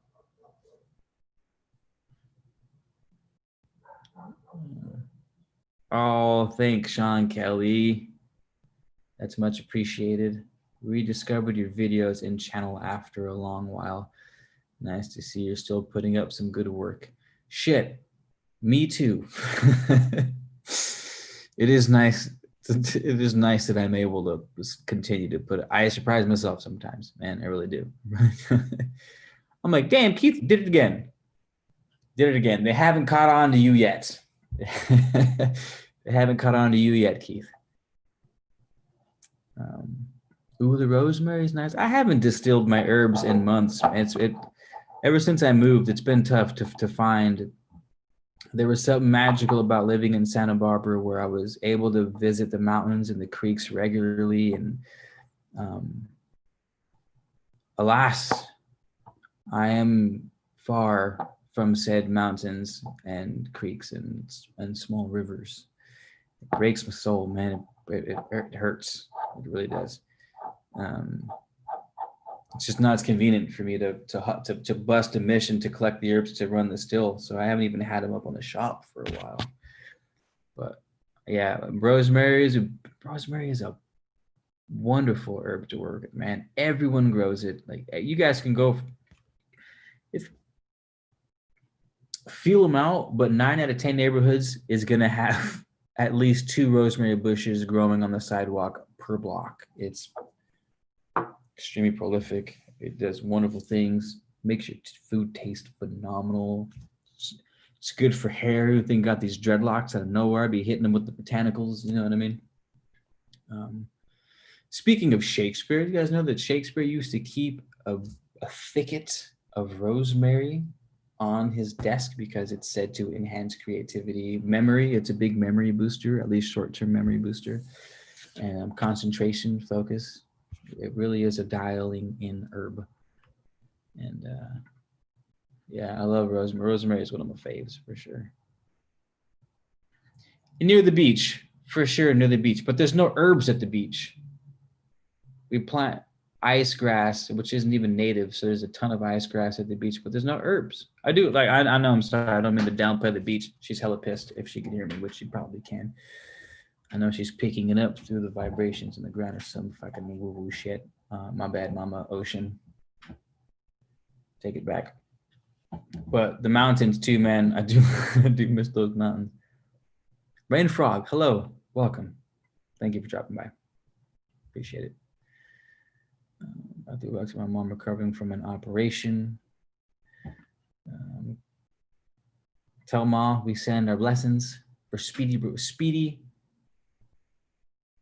I'll word this right, so don't cast no bad spells. For efficient, wholesome, healthy healing.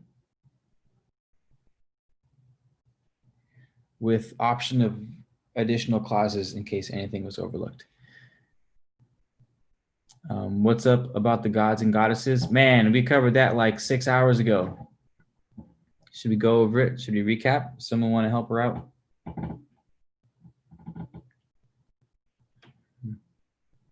Damn, Zion Decodoria. That's a cool name. Zion Decodoria. I'm in your same boat. I didn't have a yard before, so now I have a yard. I can grow.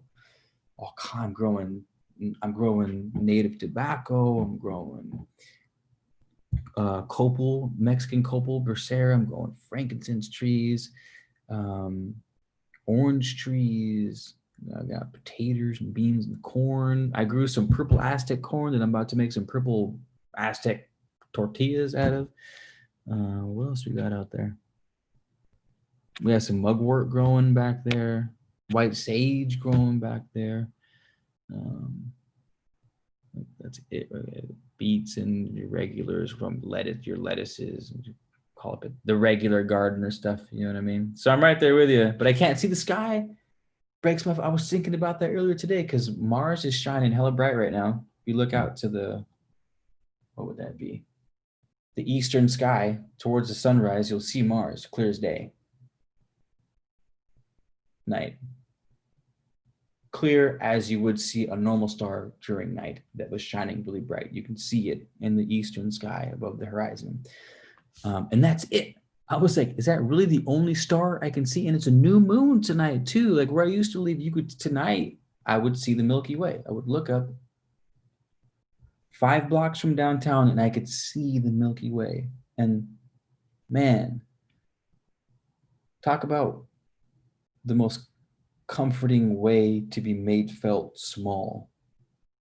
Looking at the Milky Way on a new moon night is nothing like it. I don't get that anymore. I haven't seen the Milky Way in months.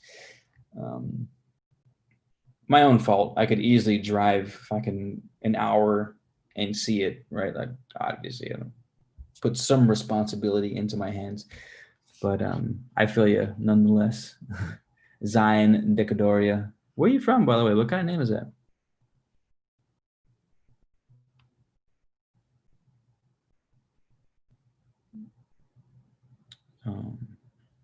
Burnt hibiscus, lavender, chamomile.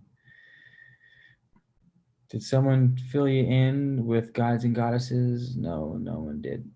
All right, so I basically at the beginning of this video was guiding you guys and gals on proper deity worship calling in my main point, sacrificing some context with brevity. Research your gods and goddesses before doing rituals, and research them according to their actual origin, not Hollywood's, not Marvel. You know what I mean? The Marvel universe and shit, like the actual origin of these things, and nail that quality of energy as closely as you can to the original story, because the original story is what holds all of the power. Right? That's where the program came from, the culture that originated them. So to match the original programming is to match that frequency to get what you want from that god and or goddess. And most people don't. Like, most people aren't reading the Odyssey to learn about Odysseus. They're like reading articles online, watching YouTube videos, and watching movies and shit, watching Hercules or whatever. They might come up in a book or something, like some fiction fantasy book where it mentions old gods, but like read the Book of the Dead to find out about the Egyptian pantheon, for example. And all that does is it takes you closer to what they actually were, so that you can cater your relationship with them.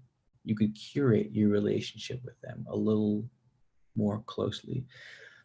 And that's the name of the game, right? You want to match the frequency as much as you can so that you can start building that resonance, which is the rhythm that starts bouncing back and forth between you and that thing, sort of building on each other.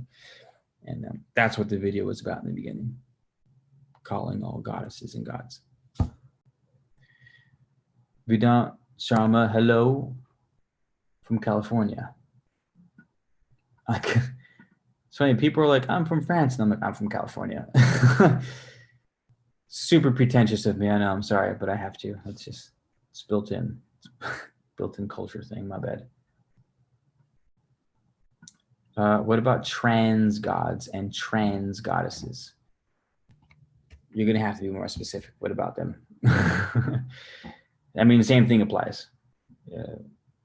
When you say trans gods, using that synonymously with like an androgynous god, like some of the Indian gods who are half man, half woman? Or do you mean trans, like as we see trans today, where one starts off as a male but is like, no, I'm actually a female trans, like that kind of, or like it was, or they were created as being genderless to embody both qualities of energy? But either way, same thing stands. Figure out their origin, how the culture created them, how they were originally programmed to exist, and tap into that. Whether they're straight, sideways, crooked, black, blue, white, gray, forwards, backwards, old, young, both. Doesn't matter. Doesn't matter. What is it? What's in a name? That which we call a rose. By any other name would smell as sweet. In other words.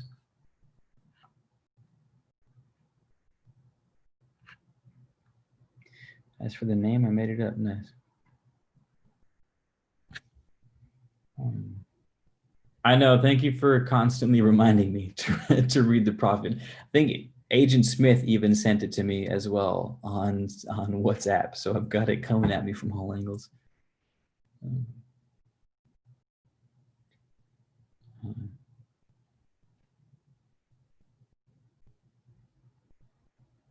Still here, High Elven?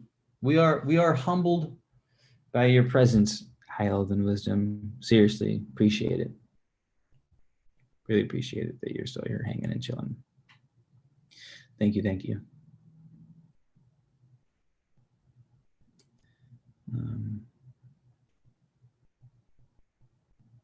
The Prophet by Khalil Gibran.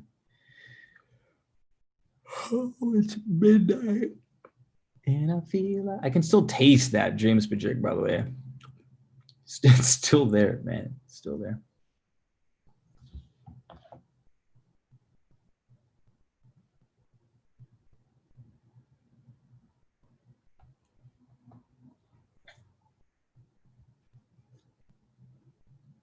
Okay, it looks like we're slowing down. Oh, High Elven Wisdom. We're going to end it with this. All right, we're ending with this.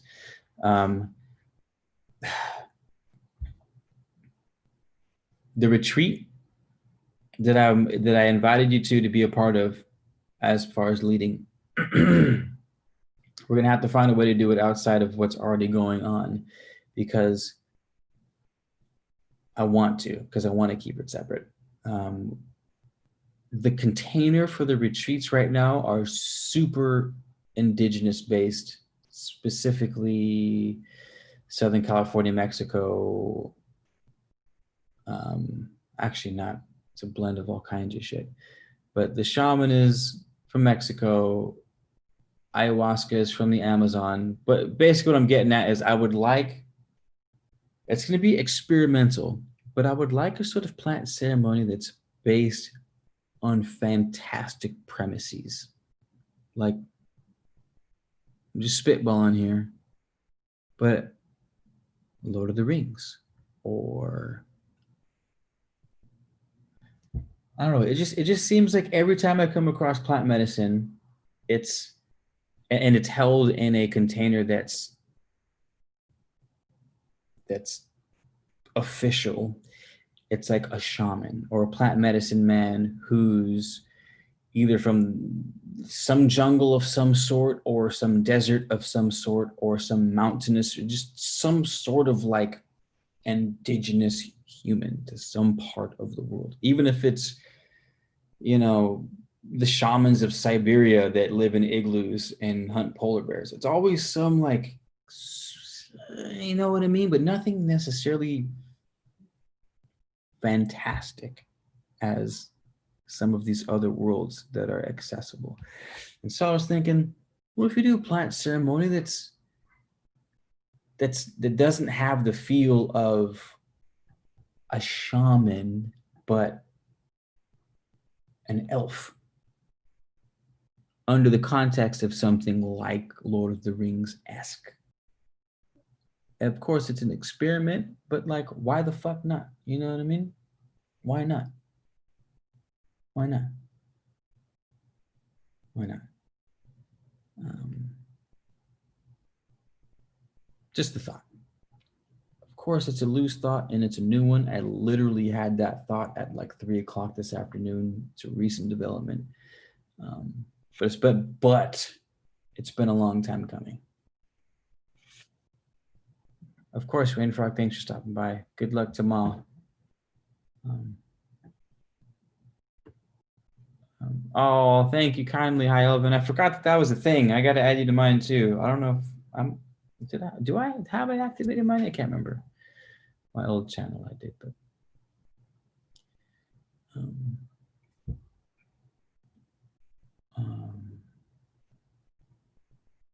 serum. I like that you called it a serum.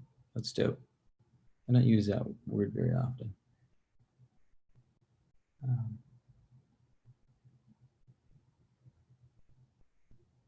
Thank you. Do I pray to Jesus? I don't. I do not worship Jesus these days. Got nothing against him. By no means do I have something against Jesus. I was raised Catholic, so I prayed to Jesus quite often, though it was more of a passive praying, because I was like, as a child, that's just what you do. Very few children are like, fuck yeah, Jesus. They're mostly just like, all right, how many Hail Marys? 6? Damn, that's kind of a lot, but I got you, fam. The rosary, the whole rosary, like we're singing the whole rosary tonight. All of them, all fathers and Hail Marys. All right, cool, dope, let's do it. Time is it? 9? Fuck, all right. But no, I had a decent carpenter. I know. Did he? How much did he actually carpenter? Did he carpent many things? He made lots of wine. So he was a brewmaster. Lots of fish and bread, baker, and fisherman stories. I can't recall any stories of Jesus making things out of wood. Surprisingly enough, think about it. I don't think I've ever had that thought before. He had to have been a decent carpenter. He was I think it was Jesus. I would assume he's decent at everything he did. Do I think Jesus is real? Ricardo Maran, do you think Jesus is real or a creation, a story? Question mark, question mark, question mark. Damn.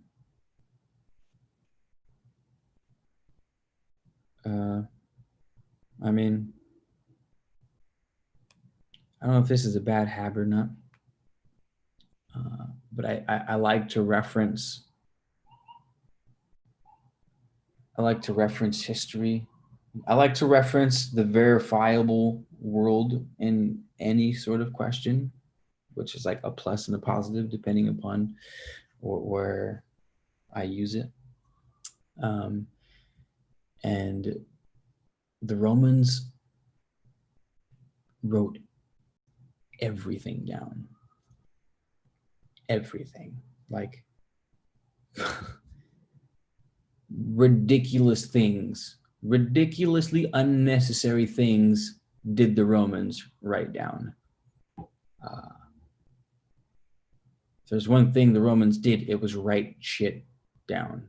That's why they were so successful. Partly why they were so successful. Also, they had a phenomenally trained, well-disciplined military machine. And they swept the floor with everyone that they came across.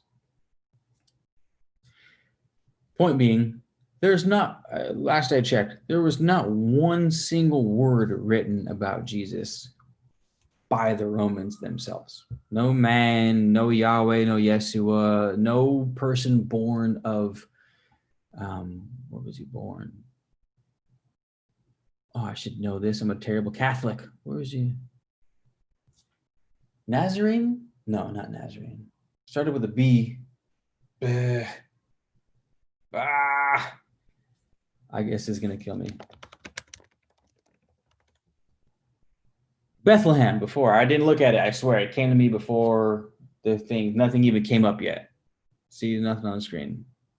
Jesus of Nazareth, but he was born in Bethlehem. So why was he Jesus of Nazareth? I can't remember. All right, anywho. Jesus of Nazareth, but he was born in Bethlehem. There was no man born of Bethlehem of a virgin, or at least supposedly of a virgin, who caused this fairly decent upheaval in a pretty substantial territory of the Roman Empire. Like Jesus was on the eastern front, the far eastern front of the Roman Empire, bordering Persia, India, all of Persia wasn't part of the Roman Empire though. I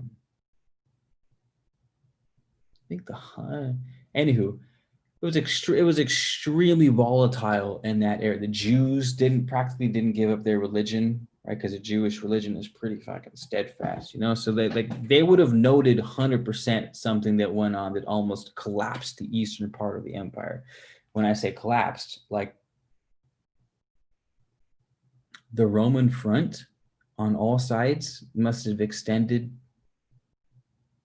clear across the entire Eurasian continent. It was from Great Britain probably to Japan, if as far as the entire border goes. And we're talking Great Britain all the way across to the friggin' Near East and Jerusalem, down to Egypt, back to fucking Morocco, like a huge front.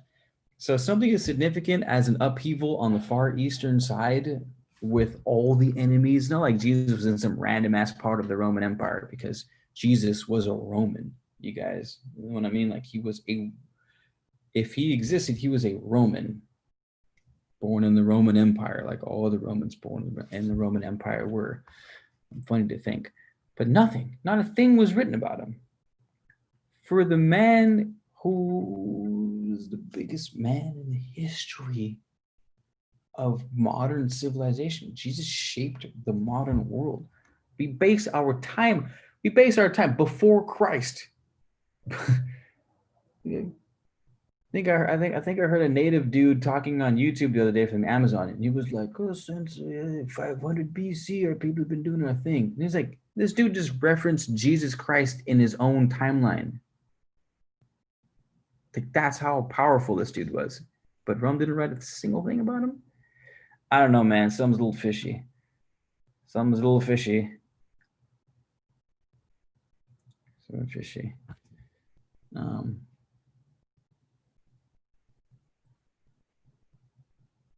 Really, Tolkien called Jesus' story the greatest fairy tale on earth?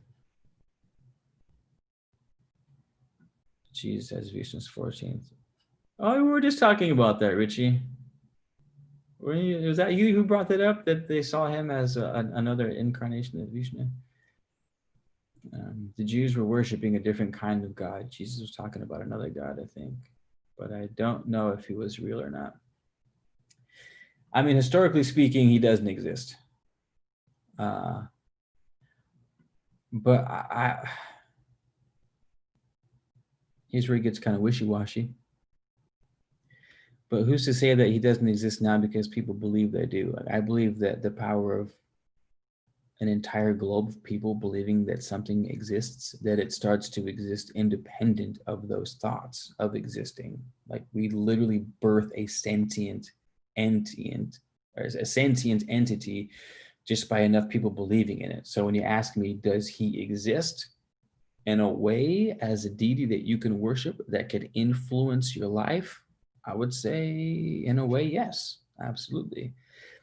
Did he exist historically in flesh and blood?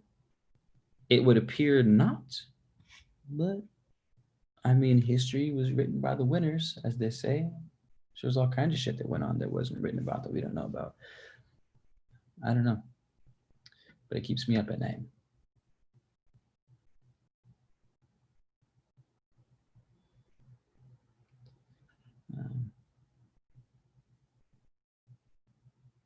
Hi, Elvin. Sorry, I went on a huge monologue rant about Jesus, but what it meant. But yes, I can talk about the healing plants found on Middle Earth and the environmentalism of Tolkien. That's the kind of shit I'm talking about. That would be beautiful. I would love, like, could you imagine? And instead of, shamanic chants, you're playing elvish music, like someone that could slay the flute was just playing flute tunes in the background. It's not, and it's absolutely nothing against the way plant medicine ceremonies are handled. Like they're all phenomenal and they've changed the lives of thousands of people and will continue to change the lives of thousands of people. I have a tendency to get bored with things, like straight up. And I was having a conversation the other day with another group that might be leading ceremonies at my property, and he was going, "Oh man, yeah, like." He's like, "I could see you building up your property. I've seen it done before with this other property, and they started with nothing, and then they ended up growing, like building these big community spaces." And the way he described it was like anyone that you'd expect. Like there's gongs and yoga rugs, mattresses, and it was like super spiritually hip and whatnot. I was like, I don't want that shit. I literally told him, I don't want that, bro. Like, I'm not trying to put pools and jacuzzis and make it seem like, I don't want that. And like, I have like a yoga studio. I don't want that vibe. There's 1,000 of those vibes out there. I told him I want a hobbit hole built into the side of my property with a pantry filled with cured meats, fresh made ale and mead, and like comfortable things with round doors on the entrance. Like that's my ideal view of building out a magical space as compared to whatever else is out there, and that's what inspired me to think, well, there's got to be a 1,000 different variations of a healing ceremony that you could have outside of the typical context of how they're presented 9 times out of 10.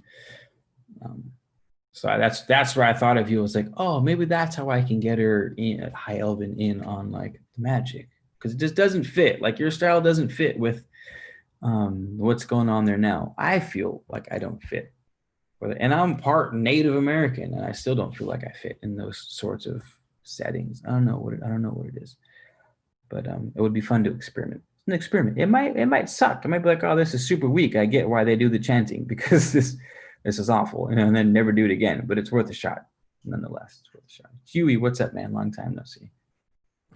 But I'm glad this live actually went longer, because that was something that I thought of today, High Elven, that could be cool. And with our powers combined between our 2 channels, we could get like a decent retreat going for something like this for people to experience. I think it'd be dope. The God from the Old Testament is a bit sadic, angry, and confused. A bit. The God of the Old Testament was a savage, dude.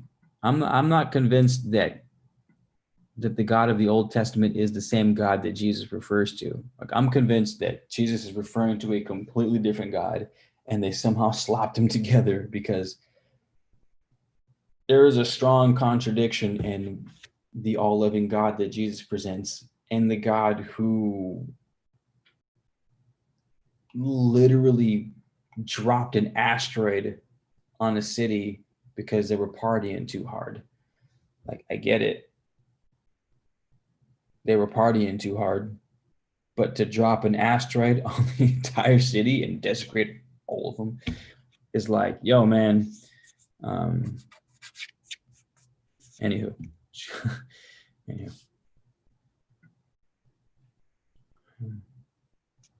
You catastrophe. Dang, so Tolkien hated on Catholicism. That's interesting. I didn't realize he was low-key hating on Catholicism.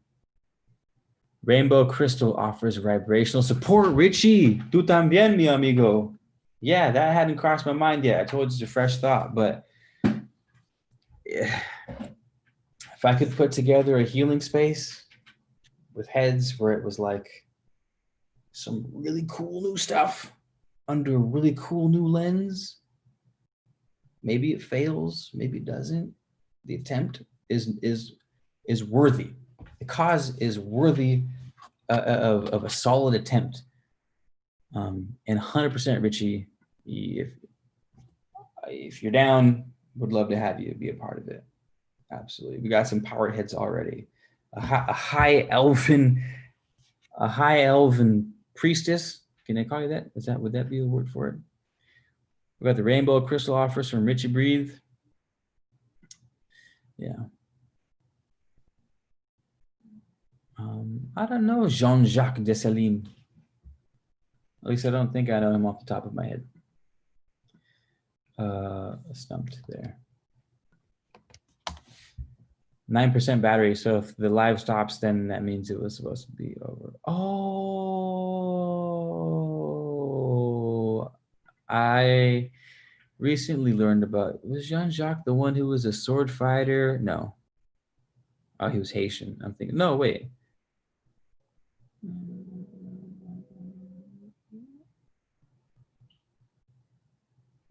French army, French cruisers.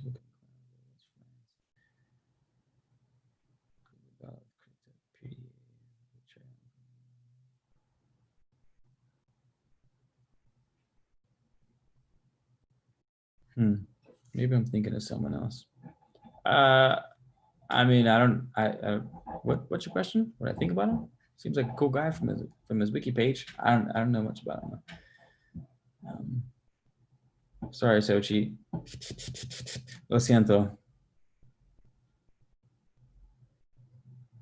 Do you have faith that minerals protect us from bad stuff from the spiritual world? 1,000 million, 100 million, bajillion % do I believe that minerals protect us from quote unquote bad stuff from the spiritual world. Check this. Maybe we'll end it on this one. Can't make any promises. We've been having good conversations.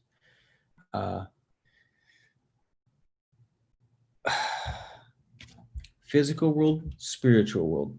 Two sides of the same coin. They're both connected via the law of correspondence, right? Boom. Both connected. We cannot have one without the other.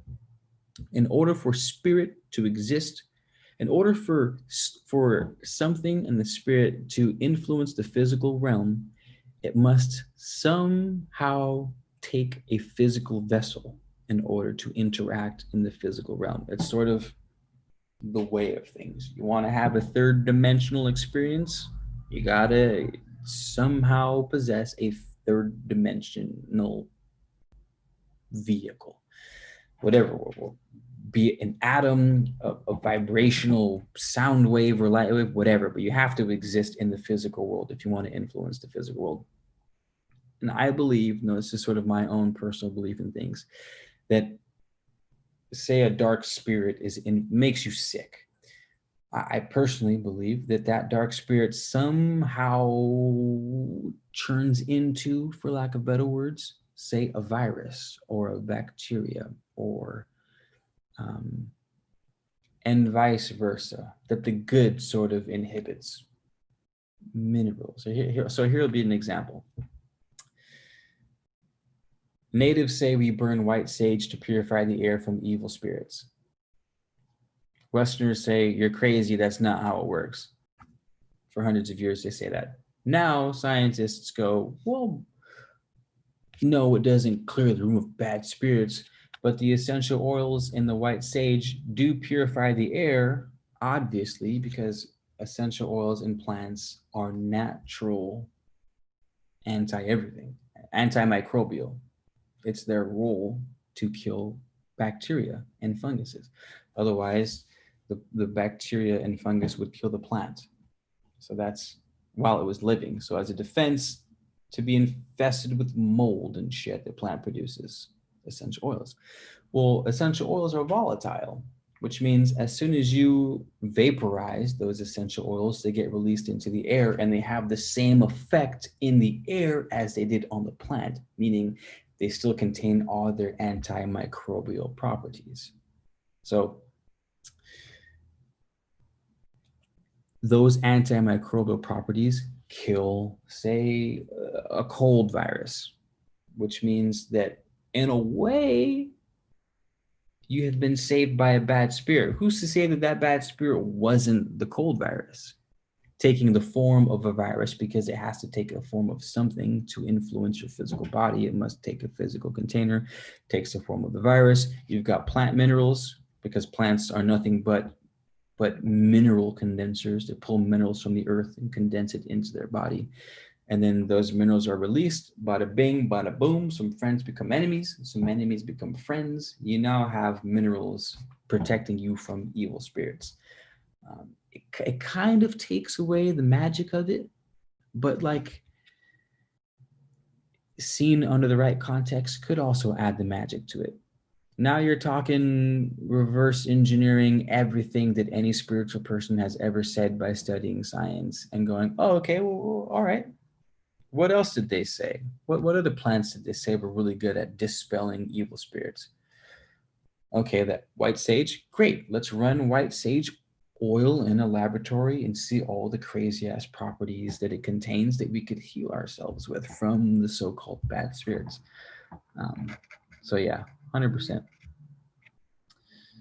Do I have faith that minerals protect us from bad stuff from the spiritual world?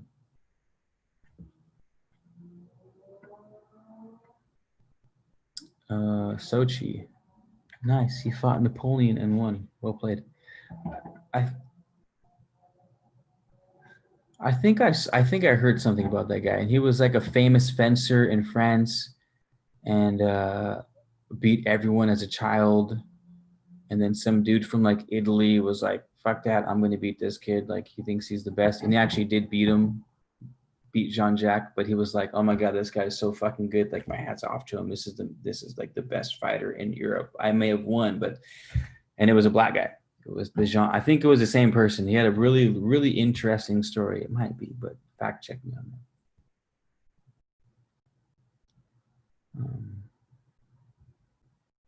that. Azrael Vicious Tarot. That's sort of the same train of thought as my candle videos. Yeah, exactly. That's the sort of science behind candle magic and how, you know,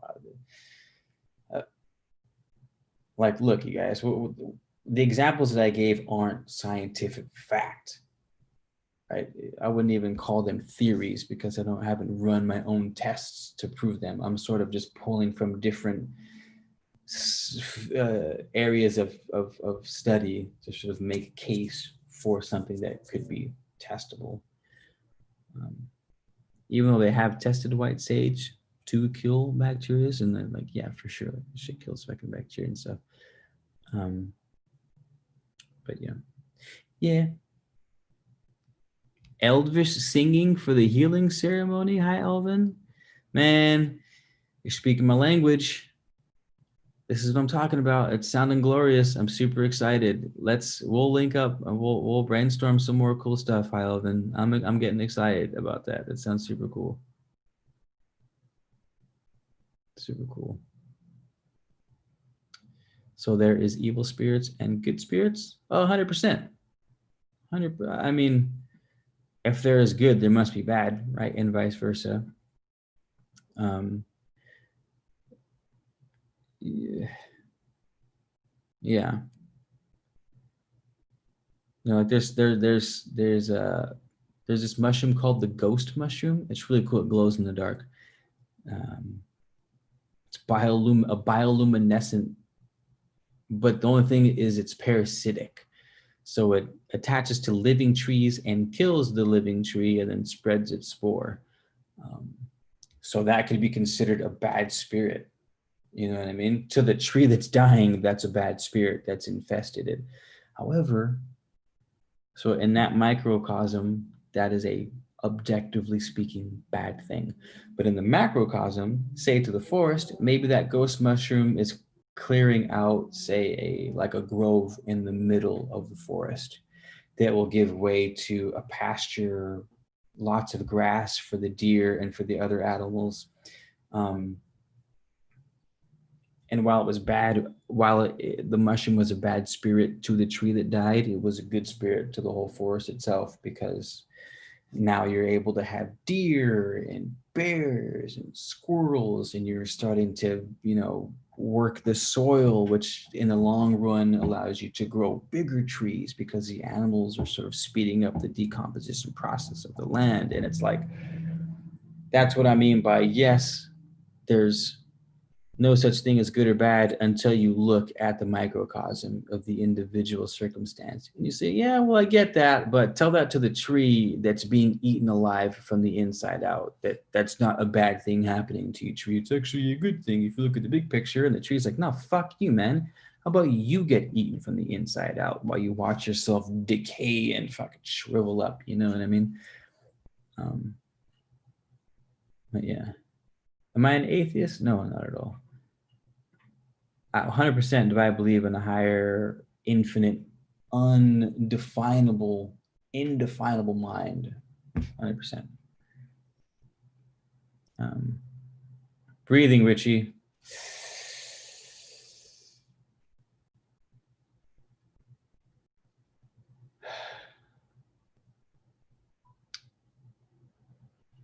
I know I normally don't run lives this late, Eden. Was that you that hit me up about the flute earlier? I believe someone by the name of Eden asked me about a flute. Happy new moon, Kamara.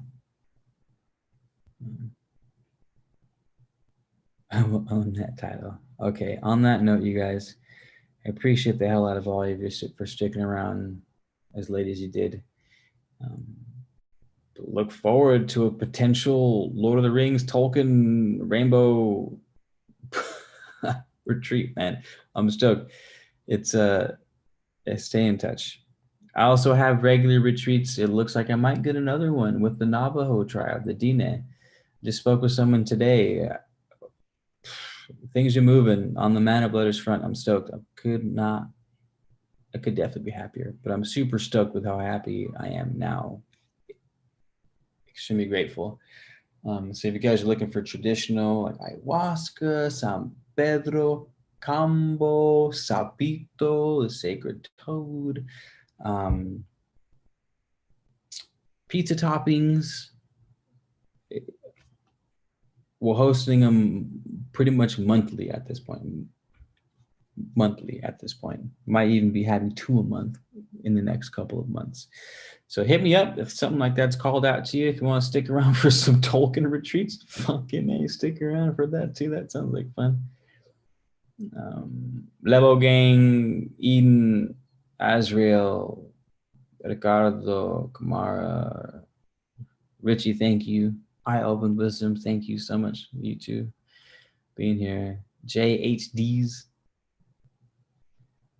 Sochi, thank you. Sorry I didn't know about the homie Jean-Jacques, though I think I did. Look him up. I think I knew who you were talking about if you were trying to test my knowledge. I think I was able to parry that one if we just do some fact checking. Thank you for the wonderful questions. I'm glad you guys' brains are working. Thank you for making my brain work. It doesn't work this much ever unless I'm on a live. So it's fun to exercise it, you know what I mean? Lady of Fire, like Sean Kelly.